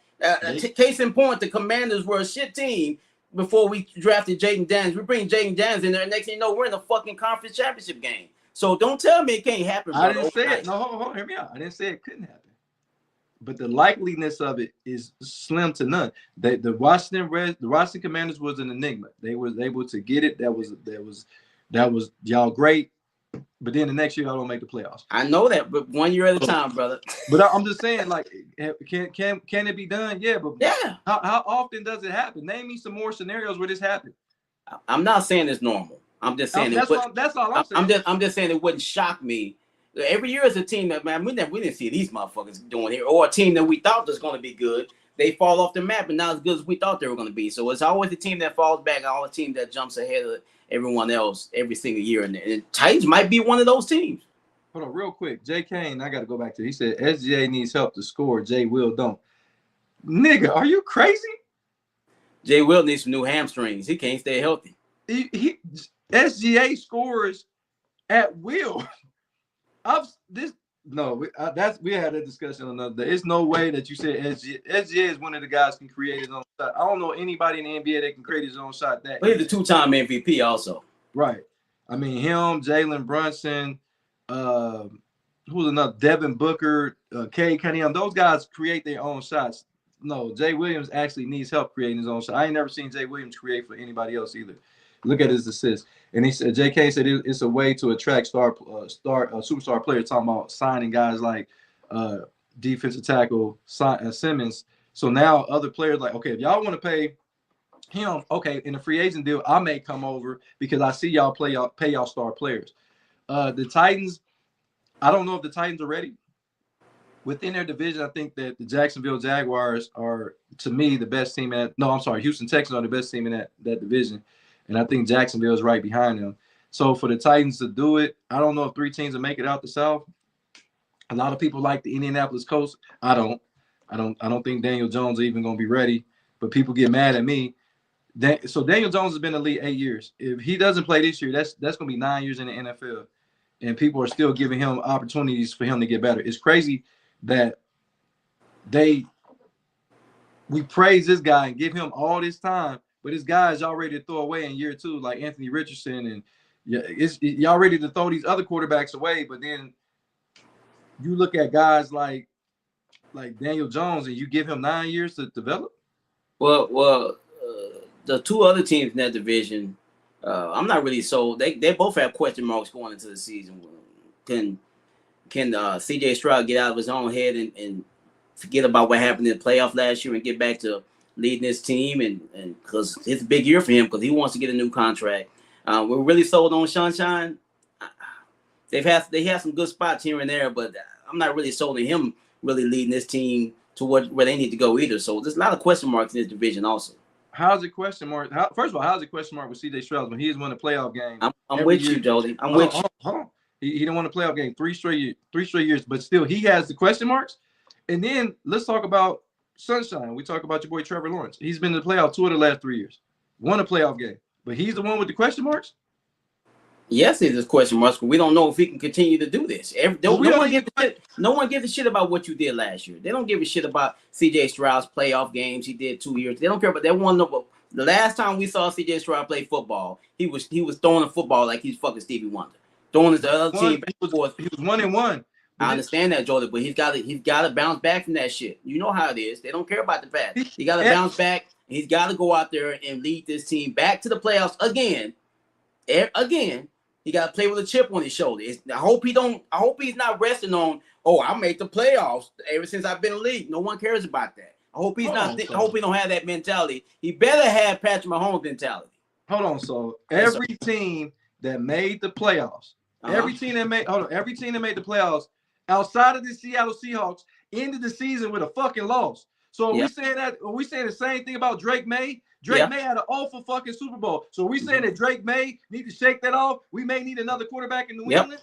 Every team. No, fuck no. If you on your rookie deal, you still got something to prove. You ain't got the bag yet.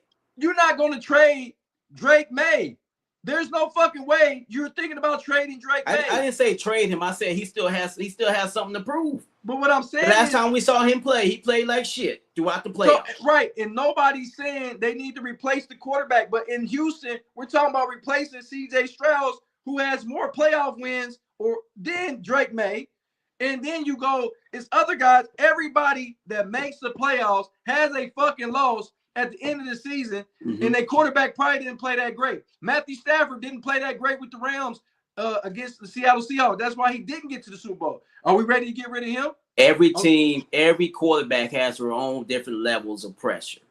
Now, the Matthew Stafford, he's gonna have pressure this year. Also, he know he's coming toward the end of his career, and he know they built this roster to win the Super Bowl this year. So that's pressure. Every quarterback has their own different. Even the quarterback that won the Super Bowl last year, everyone said, "Can you do it again?" Yeah, you went last year, but can you do it again? That's all I'm saying. What I'm saying. What are you saying? You talking about what's Caleb Williams? Caleb Williams did not have his last game. He threw 3 interceptions against the Rams. He threw 3 interceptions. But everybody saying, you know what? Even though he threw 3 interceptions, we're thinking he can go to the Super Bowl the next year. So it's okay for Caleb Williams to have 3 interceptions. But if C.J. Stroud have a bad game, let's get him out of Houston. I didn't say get rid of C.J. Stroud. I said he's got something to prove. That's all I said. I didn't say get rid of him. So don't every quarterback got something to prove? Yeah, I just said that. Even Patrick Mahomes got something to prove. Now you ask Patrick Mahomes, he's on this show right now. He's welcome anytime. I know you want to have him on the show. That's my guy. He would tell you right now. You know, people think I ain't still got it because I tore my knee up. They think I'm getting old. I'm watching. I'm gonna go show these motherfuckers. Every quarterback has something to prove every single season. Why do you think the cheating ass quarterback Tom Brady every single year? He probably played with a chip on his shoulder every year. Yeah, I got 5. I'm gonna get 6 Super Bowls. Well, I'm going to Tampa Bay. These motherfuckers think I can't do it. I'm gonna go down there and win 1 too. Every quarterback plays with that chip on his shoulder. I hope they do. I get it, but it seems like for certain quarterbacks, it's like do or die. If you don't perform, they're going to get rid of you. And right now, it sounds like in Houston that everybody is off of the C.J. Stroud bandwagon in Houston. It's just I feel like he's totally abandoned, and this is why I even feel like the organization is totally abandoned on him. Your draft, you knew you needed offensive help. You knew you needed offensive help. You go get defensive help with your first, with the top 2nd pick. They went and got McDonald for Ohio State. They went and got an offensive lineman, but they knew he needed wide receivers. They did not address the wide receiver position. You didn't really address the running back. Okay, we're going to go get a running back, Montgomery from Detroit, even though he's been in the lead a long time. We tried this with Joe Mixon. It didn't really work out. We tried it with Nick Chubb. It didn't. How about actually going to draft a good running back so we can give C.J. Stroud exactly what he needs? Y'all go get defensive help when y'all had the top defense in the NFL. That's to me, that doesn't say I'm going to go all in for my quarterback. That doesn't tell me I believe in C.J. Stroud. I believe they're going to go down there, and a lot of people in the Houston organization, around the Houston, Texas organization, they were saying how they could have won it with Davis Mills. That's disrespectful to me. Well, a lot of times, Jordan, you know this, brother. We've been around a long time. The most popular player on the team is always the backup quarterback because he goes out there for spots and plays great. But can you do it long term? So the backup quarterback thing, that's been a thing for a long time in the league. We always think the backup quarterback can do what their starter's doing, but he can't do it the whole damn season. So people are saying that they're just going by what they see for those 3 or 4 games that Davis Mills did play when C.J. Stroud. I think he had a concussion last year. Or the year before. I think he had a concussion. Yeah, I think it was last year when he got the concussion. Davis Mills didn't play great. He just played okay. But like you said, they won those games because that lights out defense. It wasn't because of Davis Mills playing great. Right. But it's cool to say the defense won the game with C.J. Stroud in the lineup, but when Davis Mills is on there, it's because Davis Mills is the starting quarterback. It's like people. Well, those people that don't know sports, Jody. But that pisses me off. It pisses me off because you can't. you can't teach stupid and you can't argue with fools. My grandmother told me that a long time ago. Sometimes people, you just let them, you know what? Yeah, okay. That's the way you feel. I'm not here to change your mind. That's what you think. You wrong, but I'm gonna let you keep on thinking that bullshit.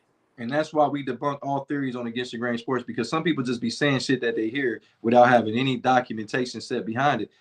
King Ming said he said they care about Dak Prescott's playoff set. Everybody does because he played for the Cowboys. And Yeah. I think he's wrongfully done. I think the dude he hasn't really had I don't know. I don't want to get into Dak Prescott today. I don't even got the energy to get into Dak Prescott today. Pause. But the thing about it is, man, the CJ Stroud situation, I think he gets. It's like you ready. Hold on, hear me out. So yeah, they're ready to kind of abandon CJ Stroud, but you got Justin Herbert, and you can't wait to give him more pieces. Yeah, I agree. I mean, but like I said, CJ Stroud does not get credit. I'm not saying I agree with everyone people saying. They were saying this kid is winning games because of their defense. They're not saying they're winning games because he's a great quarterback. And that, like you said, maybe they're setting him up to fail in Houston. Maybe they're purposely not getting him weapons on offense because they know, look, if it don't work out, we gave you another year. Now we got to get rid of you. Maybe that's your game plan. Maybe you're on to something there, Jody. I don't have no idea what their game plan is. Maybe they don't want to sign him to a new deal because they know if they go out there and get him another wide receiver, then they're going to have to give him that max contract. Maybe they don't really want to do that. Maybe they're not in love with him. And you know the Houston organization have known to do fishier fucking things. Look what they did to Deshaun Watson. And all of a sudden, Deshaun Watson don't want to play for you. Now all of a sudden he a mass fucking massage therapist. He can't wait to get massages. But y'all didn't say none of this shit when he played for the Texans. So Jody, so last night you were laying on your floor like like Deshaun Watson was at that girl's house. He was laying butt naked on the couch waiting for that happy ending. That's what you were doing last night. Hey, I didn't get a happy ending, but you don't know what happened last night. Listen, they don't remember. It would have been quite suspect if I did get a happy ending and nobody was in the house. That'd have been crazy. But the thing about it though, it's called self-love, brother. Hey, sometimes you got to do that. But I look at. I'm not saying anything is a conspiracy. I hate to say NFL has a conspiracy, but it's like, okay, you look at Justin Herbert. Justin Herbert is, I believe, yet to win a playoff game in his career. I think he's been in the playoff twice. I think he's yet to win. Has not played. He had 4 interceptions in one of those playoff games against Houston. Against Houston, I believe. Yeah. Then he had another bad game against the Jacksonville Jaguars, the one that he actually lost. And then they go get David Njoku. They draft 2 offensive linemen to help out. They go get a couple running backs, even though they already had drafted Hampton. They go get Najee Harris from the Pit. So you got 2 potential 1,000-yard running backs. You go get a head coach. And this is what everybody keeps saying. Well, the defense won the games for the Texans. Justin Herbert had the defense that gave up the least amount of points in the league the last 2 years. So look, they gave up the least amount of points. So that means your defense is pretty damn good too. So why is it that, okay, we're going to put all this strain on CJ Stroud, but we're going to keep giving Justin Herbert a pass year in and year out? Well, first, Justin Herbert already got his big payday. So that's not hanging over his head. I think they feel since they've already paid him, they have to invest into him. And everyone runs their organization differently. I mean, some people look at, like I said, maybe the Houston Texans organization don't love CJ Stroud. I don't know. Maybe they think we can upgrade this situation. Maybe they don't think CJ Stroud that good. So maybe that's the reason why they're running their team the way like this. I'm not saying that's a good or bad a way to look at it, but maybe they don't think he's that guy moving forward. I don't know what the Houston Texans are thinking. Because normally when you love a quarterback, you pay him as early as possible. Because the earlier you pay him, the cheaper they normally are. So when you don't sign him before his contract's up, that's a red flag for me when it comes to quarterback in the NFL. You're absolutely correct. Because why didn't you sign C.J. Stroud after the 3rd year? Like Josh Allen got signed after his 3rd year in Buffalo. Other quarterbacks like you named, they went ahead and got ahead of the curve. Like, we sign him now, we can reconstruct this deal, we can get all the players he needs necessary on his team. They didn't do it to Lamar Jackson. Remember, they waited and waited and waited and waited and waited to pay Lamar Jackson. This guy had won the MVP and then ended up winning the 2nd MVP after they actually did sign him. So I'm like, I don't want to say conspiracy theories, but I think that you're absolutely correct. I think you really got something going with that. I think if you don't sign your quarterback after year 3, you don't believe in him. You don't believe it's a big year for JD5 as well. This is 3rd year. First year was crazy, like a movie. 2nd year, injury prone. So this is a big year for him also. No one cares about what you did your rookie year, brother. If you don't come out this year and have a competitive season and stay healthy, there's gonna be talking him not being there long term either. Hold on, I got something real good here, hot off the presses. But real quick, Kathy said, I believe CJ Stroud is good enough to win the Super Bowl. I think he is too. But check this out here. Look at our guy, Jay Kane, the chef says, is Joe Burrow on the hot seat? And y'all know I love this topic. Go ahead, so because you know I love this topic. Go ahead. Joe Burrow is not on the hot seat because he has his money already. I don't think he's on the hot seat, but there's going to be pressure because I've seen some interviews with him already. He was talking about what the team has done in the offseason. But I don't think he's on the hot seat for losing his job. But no, I don't. I don't see that. If that's what Jay Kane's talking about. I don't think he's on the hot seat, but this is what I'm going to say. Joe fucking Burrow. Do I think he's fantastic? That's his middle name. His middle name is fucking Burrow. That's his middle name. That's his fucking name. Joe fucking Burrow. How the fuck are you considered an elite? And y'all can send all the hate mail to me because I ain't got nothing but factual information to give you right now. Joe Burrow has not made the playoffs in 3 fucking seasons. Name an elite quarterback that has not made the playoffs in 3 years. I don't give a fuck if your defense is giving up 100 goddamn points. You think people give a fuck? They didn't give a fuck about that with Tua. Guess what? Tua plays. He's fighting for his life in Atlanta because his defense was giving up a whole bunch of points. But why is it only when Joe Burrow defense give up a whole bunch of points that we say, oh, it's the defensive problem? Even though Tua led the lead in passing yards and his defense couldn't stop fucking warm water. But once again, Tua does not have a job anymore. But Joe Burrow does. Tua has been to the playoffs more recent than Joe Burrow's had. But Tua doesn't have a job, but Joe Burrow does. Talk to me, guys. Listen, is he a fantastic player? Yes, he's fucking fantastic. But how if this was Patrick Mahomes in Kansas City after winning all the Super Bowls and shit he did, if Patrick Mahomes go 3 years without winning, going to the playoffs, we're going to think about maybe moving on from Patrick Mahomes. Maybe he's past his prime. But no, not Joe Burrow. Joe Burrow got everybody fucking paid. He got it. Everything that they said that he wanted, he got them done. He got Jamar Chase paid. He got T. Higgins paid. He went and got an offensive tackle. People forget they got Orlando Brown Jr. They went and got a running back, Chase, and they went and added the defense. But guess what? We still think of Joe Burrow as being one of the greatest quarterbacks in the NFL. He can't stay healthy, but yet and still nobody gives him any pushback because you like him. He has a great personality. Go ahead. So don't you think he's an elite quarterback in this league, Jody? You don't think Joe Burrow is an elite quarterback in this Absolutely. league? He's elite. Okay. So he's still living off that Super Bowl. I know it seemed like it was 20 years ago. And the potential was there. So the Bengals are not going to give up on Joe Burrow. I'm telling you, if it don't work out this year, the head coach is gone. I'm pretty sure every Bengal fan out there been wanting this guy fired anyway. So this year, if it don't work out, it's going to be the head coach's fault. And Joe Burrow is still going to be in Cincinnati. So I think that's what they're going to be dealing with this year. He said, so King Mink said, ask that same question to Ray. This is the thing, man. I keep it real. And a lot of times, if I make an analysis about a player that's supposed to be a rival to my Cleveland Browns, or if people think I don't like a player, it's not that I don't dislike any player per se. I got to give the accurate information that I know. And the accurate information that I know is the Bengals have not been to the playoffs in 3 years.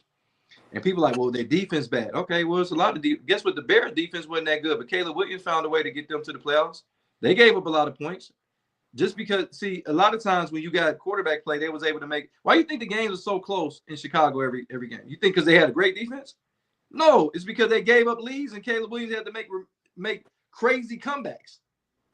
You know what I'm saying? He had to make crazy comebacks, and he actually won those games that he was losing the year before. But the defense ain't great. Let's go to Buffalo. Buffalo defense ain't great. Josh Allen just makes enough plays. Last year, Lamar Jackson had to make plays. Baltimore defense wasn't good. On paper, they were supposed to be good. But in all actuality, they were letting everybody run up and down the field on them. That's unlike a Baltimore Raven defense. But Lamar Jackson made it where they was even close to making the playoffs. I'm gonna be real. There's only a handful of defenses in the league that actually goes out there and dictate games. Seattle, Houston, Denver, and even Denver was still getting up lots of points. They just got a lot of sacks.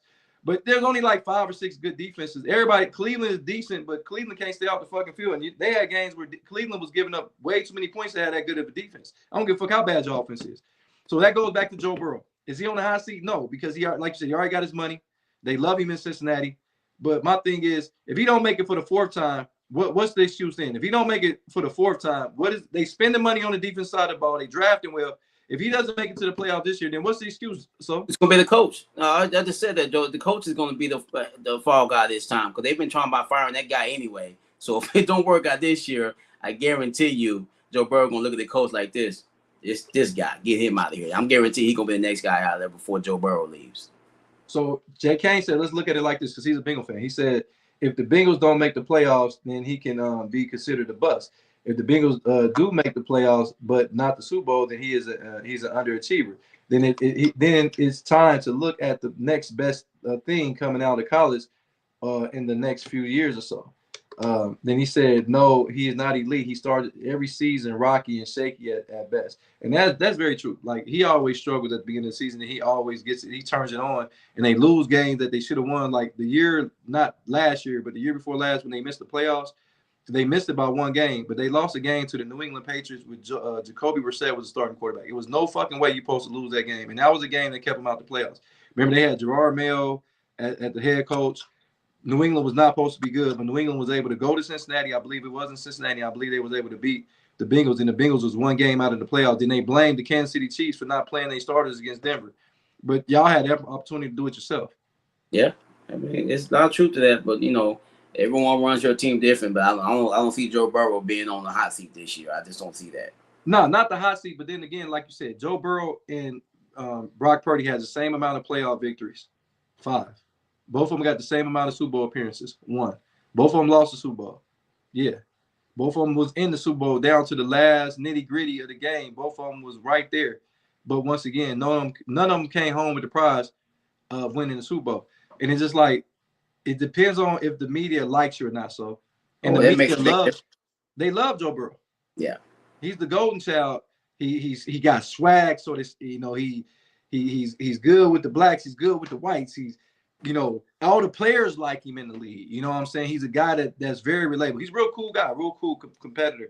And we've seen that he can go to the highest level. And they call him Patrick Mahomes kryptonite. They said that, Patrick Mahomes has a problem when Joe Burrow's come to town. He does. But let's not make any mistake. You do know Patrick Mahomes had beat Joe Burrow, right? Like, yeah. So it's like some people just be throwing certain scenarios out there without any substance. They, have Joe Burrow's beat Patrick Mahomes, yes, but so have Patrick Mahomes beat Joe Burrow. Like, let's keep it over real. That makes a real competition, though. When both teams beat each other, not this Wemby and Chet stuff. Right. Kat said, "I believe that Tua's brain is misfiring. If you look at him the last few scenes, he lost. His hands look frozen. Yeah, I think he should have retired after that. After that hit against the Bengals, I think should have been his last season." And J.K. said the Bengals may need to call Mike Brown the Knicks coach. Yeah, I think that this was a mistake for the Bengals not getting rid of their head coach when every coach in the division was replaced in that division. I think they should have went ahead and jumped on board and made it all 4. Went after a coach that is, I don't know, man. I mean, Zach Taylor is a guy that took him to the Super Bowl. I mean, regardless if we like him or not, he took him to the Super Bowl. There's not a lot of coaches around the league that has that kind of resume. But the Bengals have known for letting coach hang around for a really long time. How long that brother was there? He was there 15. Marvin Lewis. Yeah, and so I don't know if they're cheap or they just don't like change. I don't know. I think it's the fact that Marvin Lewis got a raw deal because Marvin Lewis was actually winning divisions. You know how hard it is to win the Cleveland Browns have not won the AFC North since 1989. So we do know how hard it is to win the fucking division. It's always either been Baltimore or been Pittsburgh, and then the Bengals snuck up there with Marvin Lewis as a head coach. So I think Marvin Lewis get a raw deal. This is a team that was the worst team in the 90s, and he took them and made them presentable in the 2000s. And I think that he gets a raw deal on, they kept him too long. What the fuck else was y'all going to do? Y'all was shitty as fuck in the 90s. The Bengals was the worst franchise in all the sports in the 90s. Not just football, all the sports. They was worse than the Clippers, the Devil Rays. They were the worst organization in all sports. And all of a sudden, Marvin Lewis comes in and makes them where they were competitive, and then he stayed too long. Okay. Jay Kane said, I would say yes, the hot seat because drafting the top quarterback is putting the quarterback on the hot seat. Job is in danger. I don't. The Bengals will never in life draft another quarterback. They want. I don't even give a fuck if it's the 7th round. The Bengals ain't drafting no quarterback. The Bengals are not drafting a quarterback. Who's the back there? Shit, they got rid of Brownie, so it ain't him no more. I don't know who their backup is. They need a good backup because evidently we know Joe Burrow is good for missing 5 or 6 games a season. So, but last thing before we get out of here, man, it's kind of college and football, college and NFL thing. So Texas Tech quarterback Brandon Shoresby will not play for Texas Tech. He will enter the NFL supplemental draft. So what do you feel about that? Now that all this gambling shit, now all of a sudden he can go be a professional quarterback. If he was that good to become pro, why did he go pro last year? So all of a sudden he's a sought after commodity. How? They've had some experts say that he's possibly a first-round draft pick before all this bullshit went on. When is the supplemental draft? Is it like soon? Is it before this coming up season? When is that damn supplemental draft? Do you know, Jody?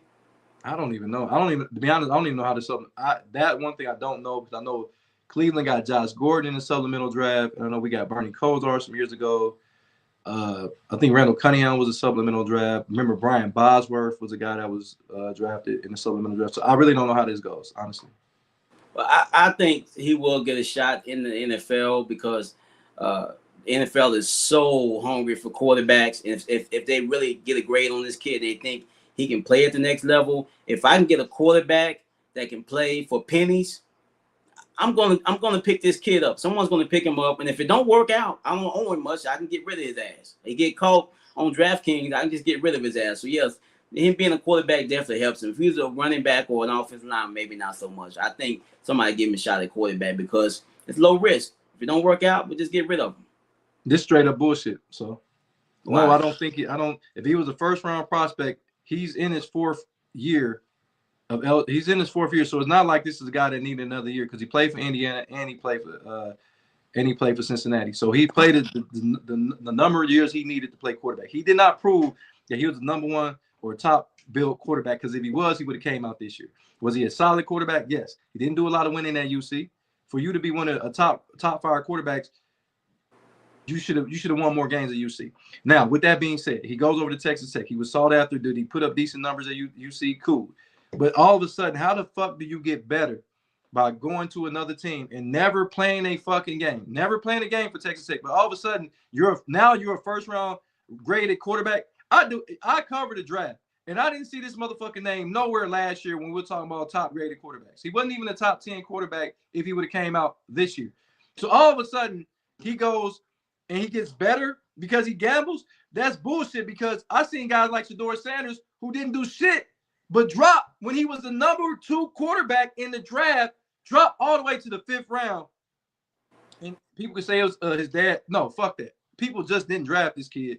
And now they saying he can't play in the NFL. But all of a sudden, this kid goes and now he's the next thing since sliced bread at the quarterback position. The quarterback position is the most overdrafted position in any sport.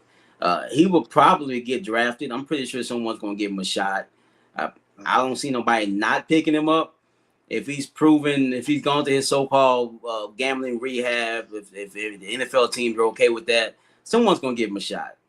I can see him being on someone's practice squad or maybe a second, third string on the NFL roster. It don't shock me at all if that happens here probably real quick. Well, Jay Kane said Marvin Lewis was a high school coach. He said he had a fake run off the field. And then Sadiq said, he said Brandon Sorsby entering the NFL supplemental draft is a bold and confident move. Not every player is willing to take a chance on themselves and pursue their dreams at the highest level. He has shown talent, leadership, and determination throughout his college career, and now he has an opportunity to prove it belongs among the best. The supplemental draft can be a pathway for overlooked players to make a name for themselves, and Sorsby will be the potential to be one of those success stories. Kathy said, "I think it's sometimes after the Hall of Fame game. I'm not sure, so it's not even. I don't know." And then she said, "I would stay away from him and like the zombie virus." And then King Ming said, "Where is Marvin Lewis at now?" I don't know where the hell Marvin Lewis is at now. Hey, it's July. The supplemental draft is July 16th. Okay. All right. Cool. But this is my thing. I just don't understand how we can go. So the end of the season college season be over, and players are highly ranked. But then by the time you get from the end of the season where they don't play another fucking game to the draft, players drop or they go up or they go down. So I'm trying to figure out where did his stock go up at? Where did this quarterback stop? How did his stock go up? No one was talking about him, Joey, because he wasn't going to be coming out of the draft this year. That he was going to be going to college for one more year. It's kind of like the quarterback you guys picked up from Kansas State. Where did you get that kid from? Y'all won a championship a few years ago. Oh, you talking about Will Howard? Yeah, no one was talking about him in the draft because everyone figures he's still going to be in college. I mean, it's not like that's. I think that's probably how people are looking at it. No one was going to bring him up because he was supposed to play college football one more year, but now he's not eligible to play college football. So now they're going to start talking about him now. No, because Brandon Sursby was going to enter. Every quarterback gets a draft grade. That's what determines if they're going to go back to school. His draft grade was low. Go look it up. His draft grade was low or not high enough for him to say, I'm going to forego my senior year. And, of course, Texas Tech offered a whole bunch of fucking money that he wouldn't have made his rookie year. So he said, fuck it, I'm going to go back to college. That's why he did it. And now that he didn't go or he can't go, how the fuck do your stock get higher than other players? I don't know. This is a quarterback. I mean, we know how they feel about the quarterbacks in this league, man. Somebody's going to give him a shot. I'm not saying I completely agree with it, but he's going to get a shot at trying to make someone's roster. Will he do it? I don't know. But if he can play, he's going to be playing in the NFL next year. This is the bullshit. Quinn Ewers had a better college career than him. And Quinn Ewers was a 7th round fucking draft pick. Sometimes you're better off not playing. No, actually play. I'm not saying this right, Joey. Let's go back to the NBA Finals. If the Spurs didn't make the finals, let's say the Spurs lost to Oklahoma City in the conference finals, no shame, young team. Once they make the NBA Finals, oh man, the Spurs got problems. They need to get rid of this guy and that guy. No one would have said that if they would never made it to the NBA Finals. And I think sometimes you're better off not playing and people hype you up more. Yeah, that's bullshit. I mean, that looked like a scenario where he's gonna make a whole hell of a lot of money because this guy was not thought of being a first, second, or third round fucking quarterback. King Ming said, I guess he betting on himself. You crazy work. You had to throw that in. But I ain't gonna lie. So I truly struggle with this. Like, I'm a firm believer. I studied the draft. I studied hard. And I'm looking that Sorsby was not even the top. I think he was like on my 13th. If he came out this year, I would have had him as a 13th quarterback off the board. So now all of a sudden, this dude gonna go from potentially on my list and a lot of other. Go look at a lot of these draft evaluators, how high they had him on the list or low, however you want to call it. And now all of a sudden he goes, don't even put on a Texas Tech uniform. Mm-hmm. Praise for that.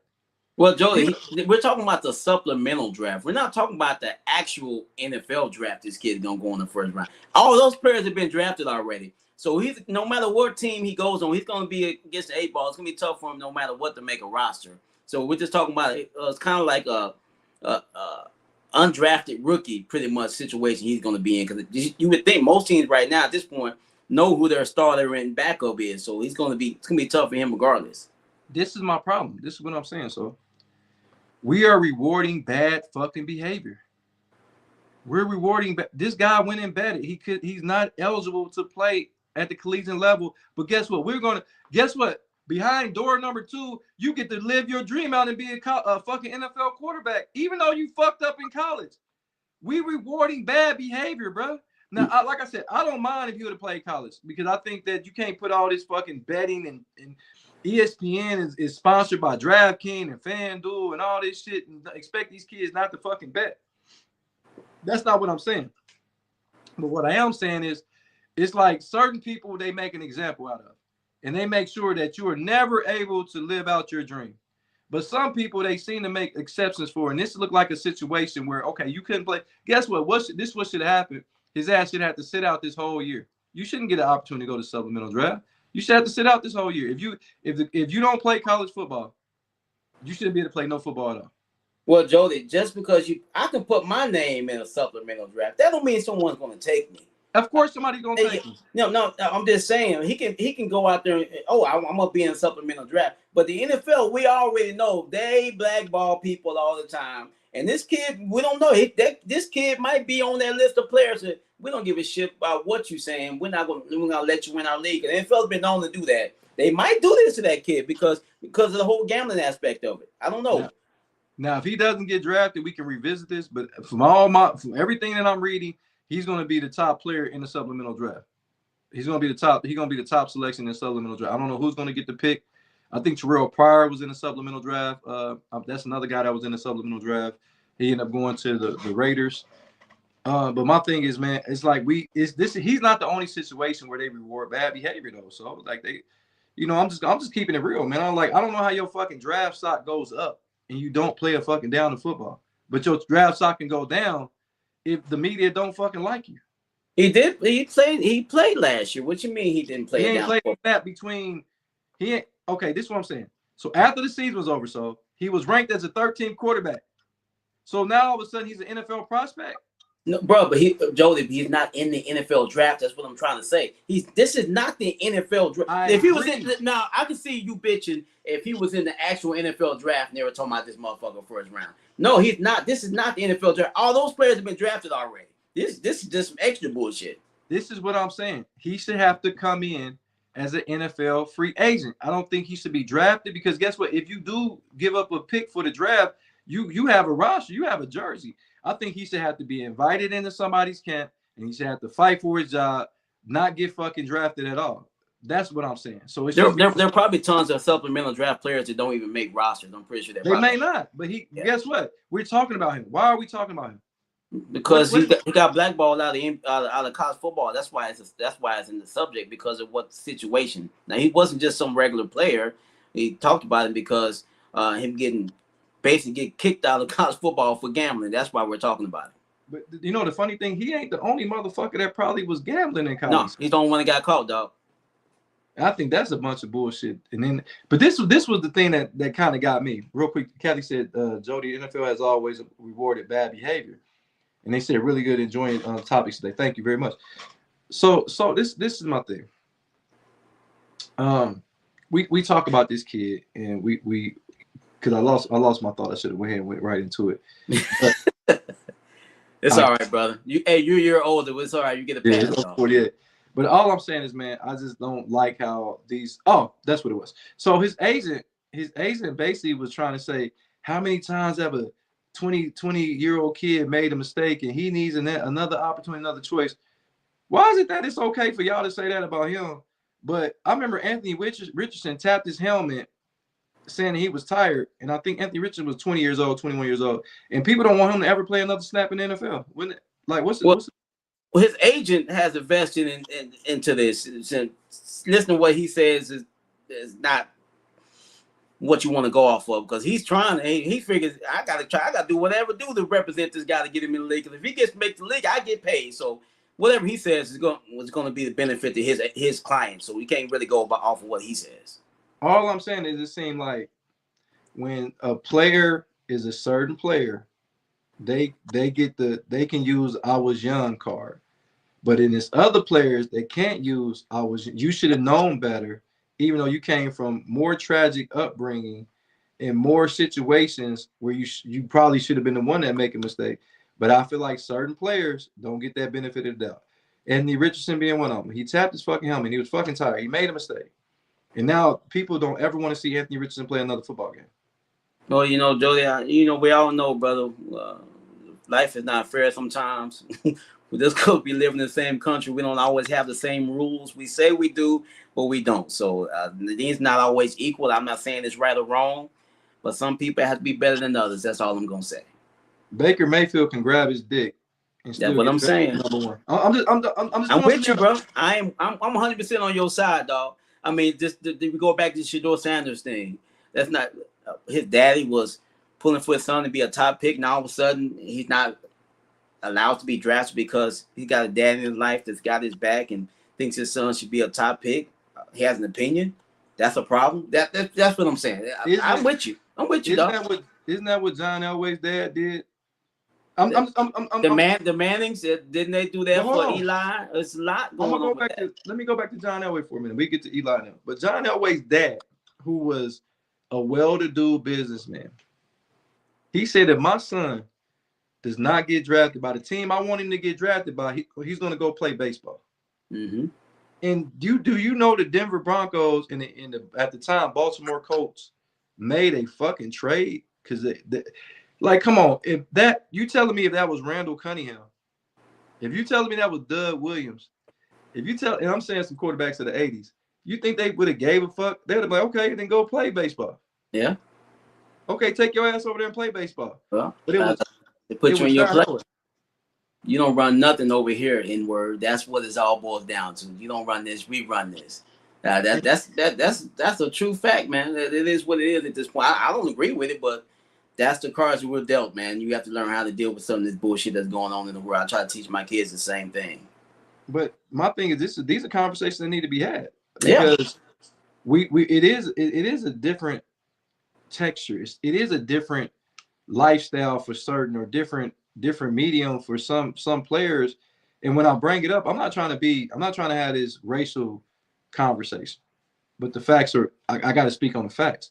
And when John Elway's dad, and we knew that John Elway went to Stanford, very, very intelligent, because you don't get in Stanford or graduate from Stanford without being intelligent. I don't care who you are. Stanford is the West Coast Ivy League.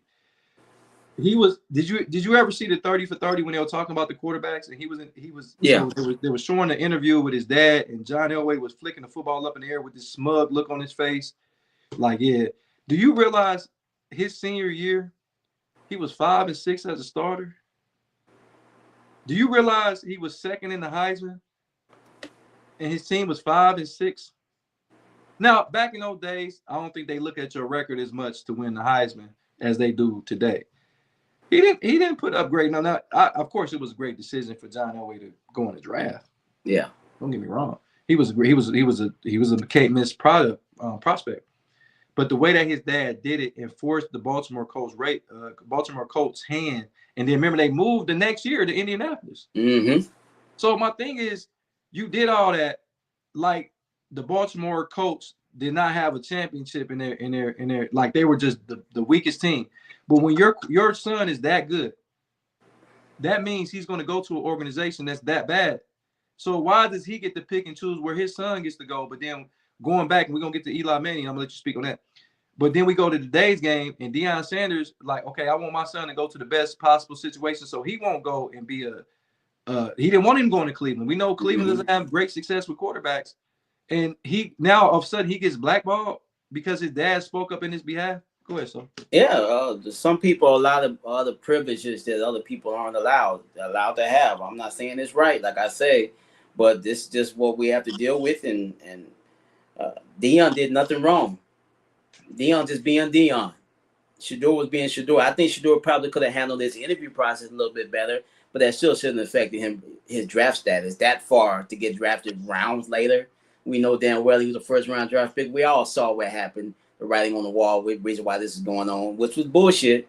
But like you said, but the Mannings, they did the exact same thing. Maybe not as loud and boisterous as Deion, but they did the exact same thing to Eli. They wanted to make sure Eli was in the other conference just in case we get a Manning Super Bowl.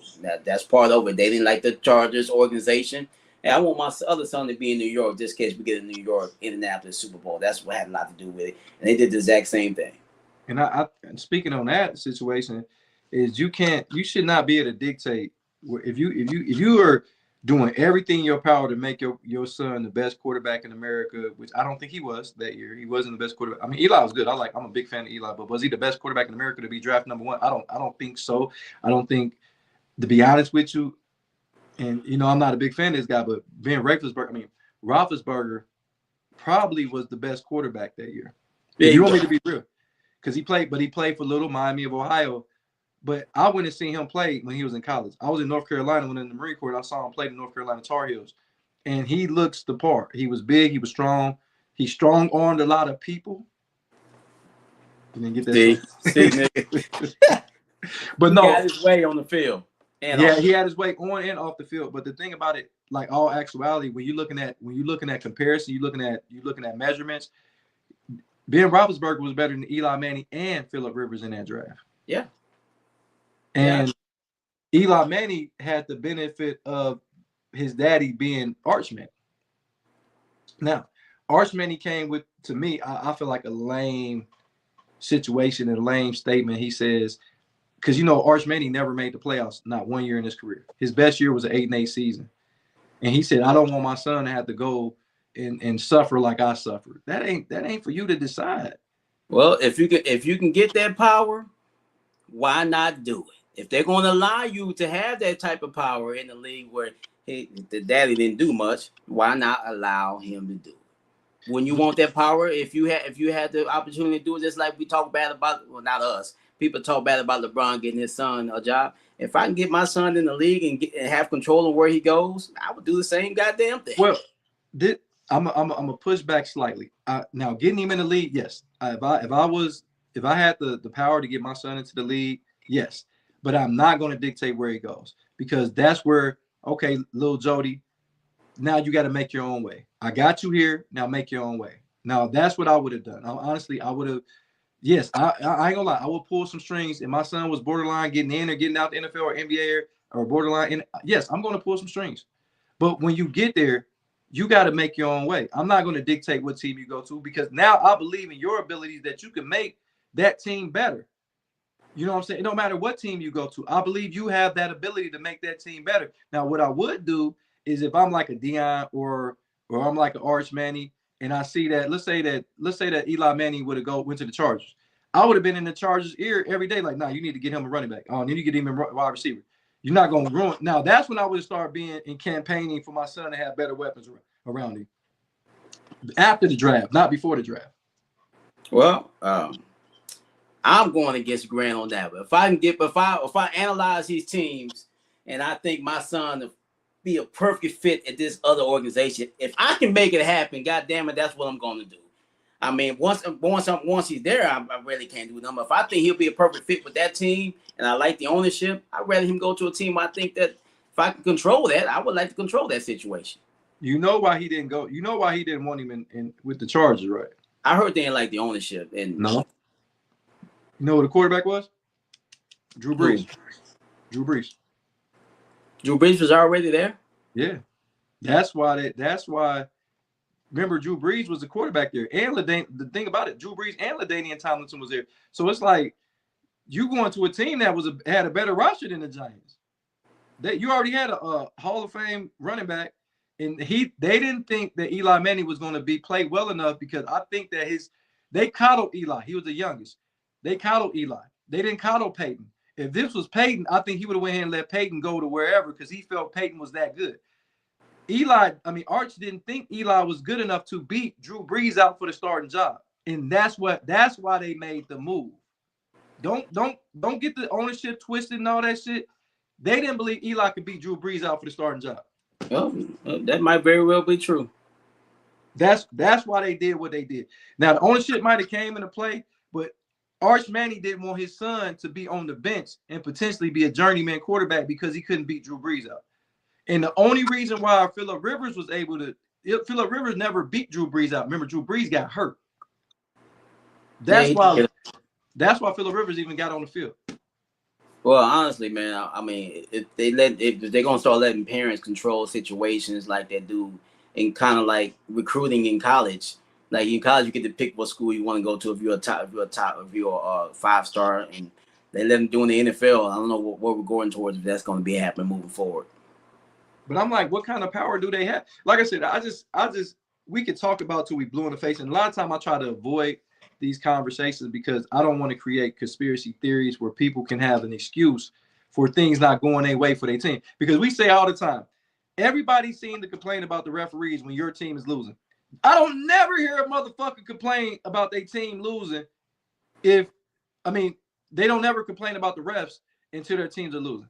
Well, I'm telling you right now, when we lost in the 2006 finals against the Miami Heat, you can say what the fuck you want, but the referees cheated for the Miami Heat, and it's all Mark Cuban's fault because he was talking shit about the referees before that. He says in the interview, anybody can be a referee. You can get somebody from Dairy Queen to be a referee in the NFL. And David Stern, the OG, he goes, oh, you want to talk shit, huh? All right, I got something for your ass. He made sure the Mavericks didn't win that finals. So you can't tell me they don't cheat for certain teams. I think it does happen.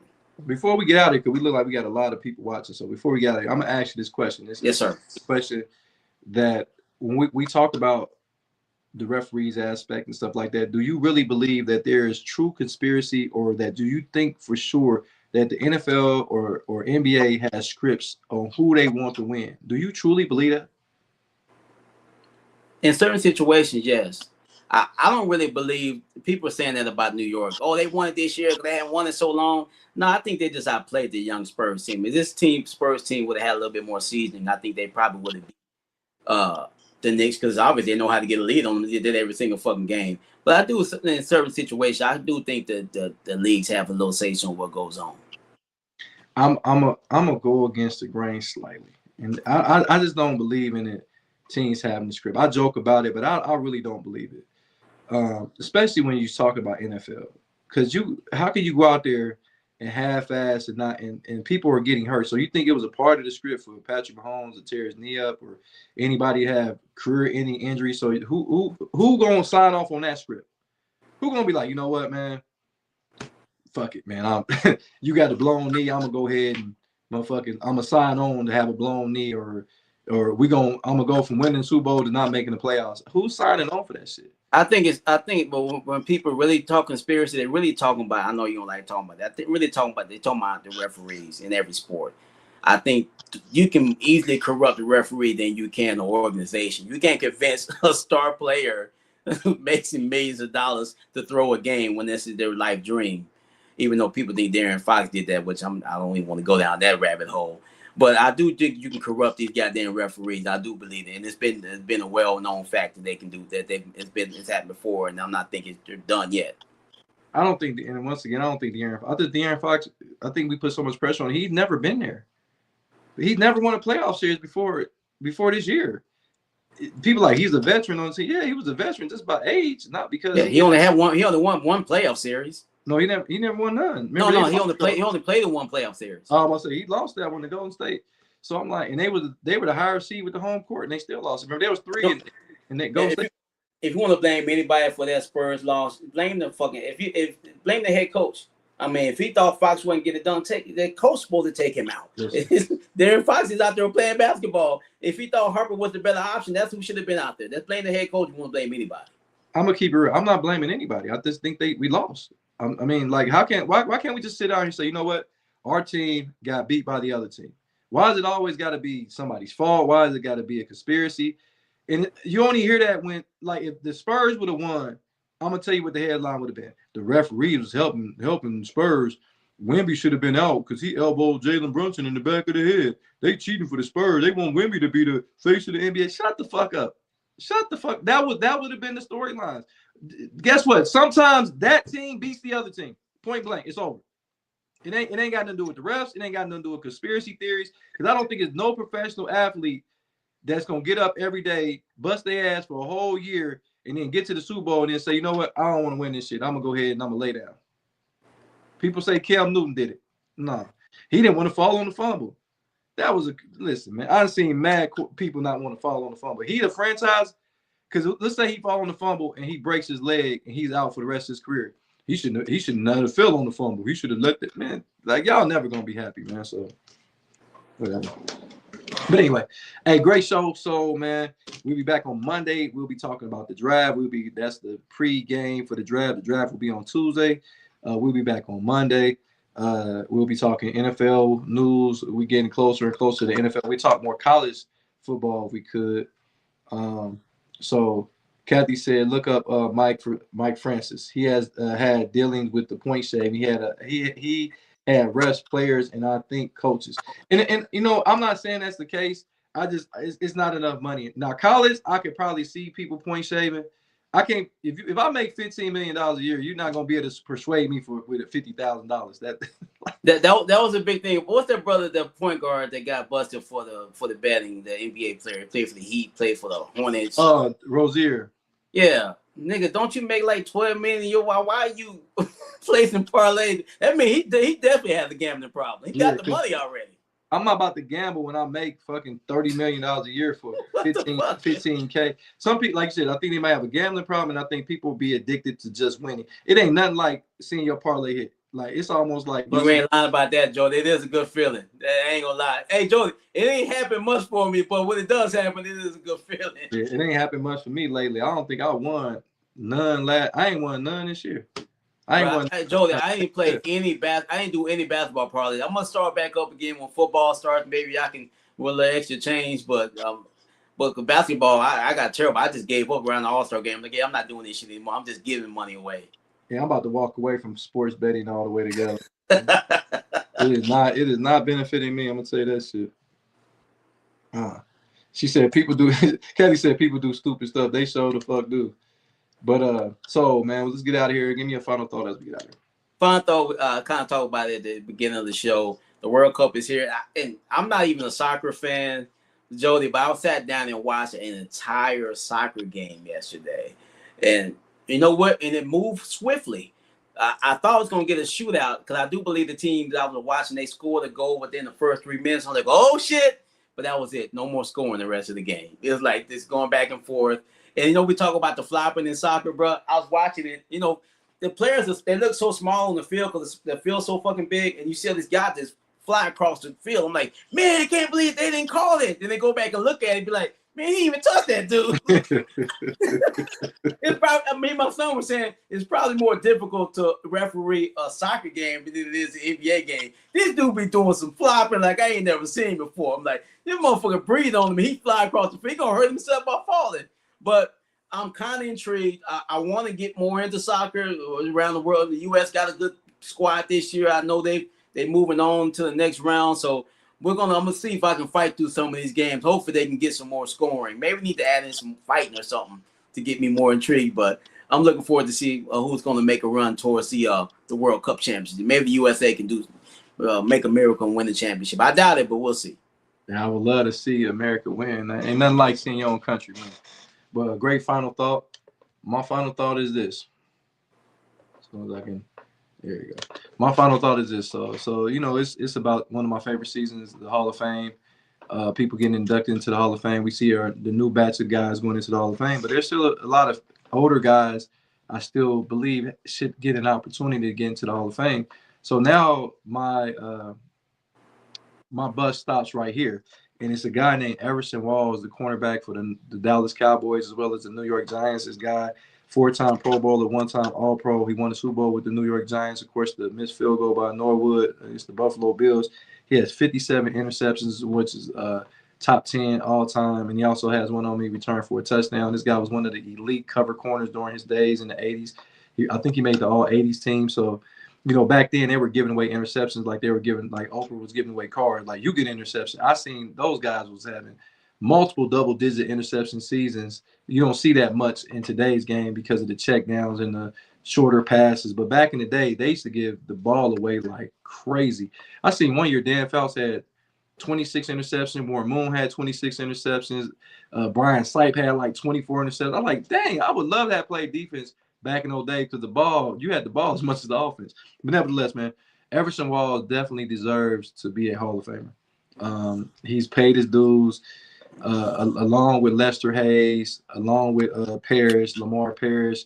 When are we gonna start inducting some of these seniors into the Hall of Fame? You let some of these guys with lesser resumes get in, but not saying they shouldn't get in. But I think there's only 300, 400 guys in the Hall of Fame. We've seen close to over 100,000 players in the NFL. You can let those guys in if they deserve it. I don't think anybody will argue if Everson Walls got a gold jacket. No. If he deserves to get in, just like a lot of other cornerbacks that played in the league. Yeah, I could definitely see Everson Walls in there. I remember Everson Walls was part of it. He was a good corner. I remember he was part of that Dwight Clark catch in the end zone? Was that he was down there? He was with the Cowboys, yeah. I think he was in the back of the end zone when Dwight Clark caught that touchdown pass. I think he was down there, but he was a really good corner though. Yeah, I think, and when he, it was crazy he didn't win the Super Bowl till he got to the Giants, and he almost was real close to not winning that one because Norwood, that's a chip shot. Well, I was a chip shot, but that's a routine field goal for Norwood. 40-yarder or something like that, right? Huh? I think it was a 40-yarder. 47. I think it was 47. Hey, you know what, Joe? It's like free throws. All they do is shoot 90%. Yeah, but these are clutch free throws. Can you make them when they really count? You know what I'm saying? I felt bad because he got a lot of hate mail. They really made that movie Ace Ventura because of him. They just changed. I'm dead serious. They just changed the team to the Miami Dolphins, but they didn't want to say it was particularly the Buffalo Bills because Norwood. I don't even know if he played another football game after that. I'm not sure. Well, you think the Knicks had a championship parade, man? If Buffalo finds a way to win a Super Bowl, oh my goodness, they're gonna be a party like no other. If Cleveland finds a way, oh yeah. Cause I'm gonna be you gonna see me on YouTube clips. I'm gonna be climbing up on top of the building and shit. I'm gonna pull my dick out. I'm gonna do all. Hey man, I'm joking, y'all. I'm joking. But once again, man, I'm the host of Against Grain Sports Podcast, Uncut. Man, we're here with my man Jarrell Solon Sports Glenn, all the way from San Antonio, Texas. The show is brought to you by Michael Wright, attorney at law.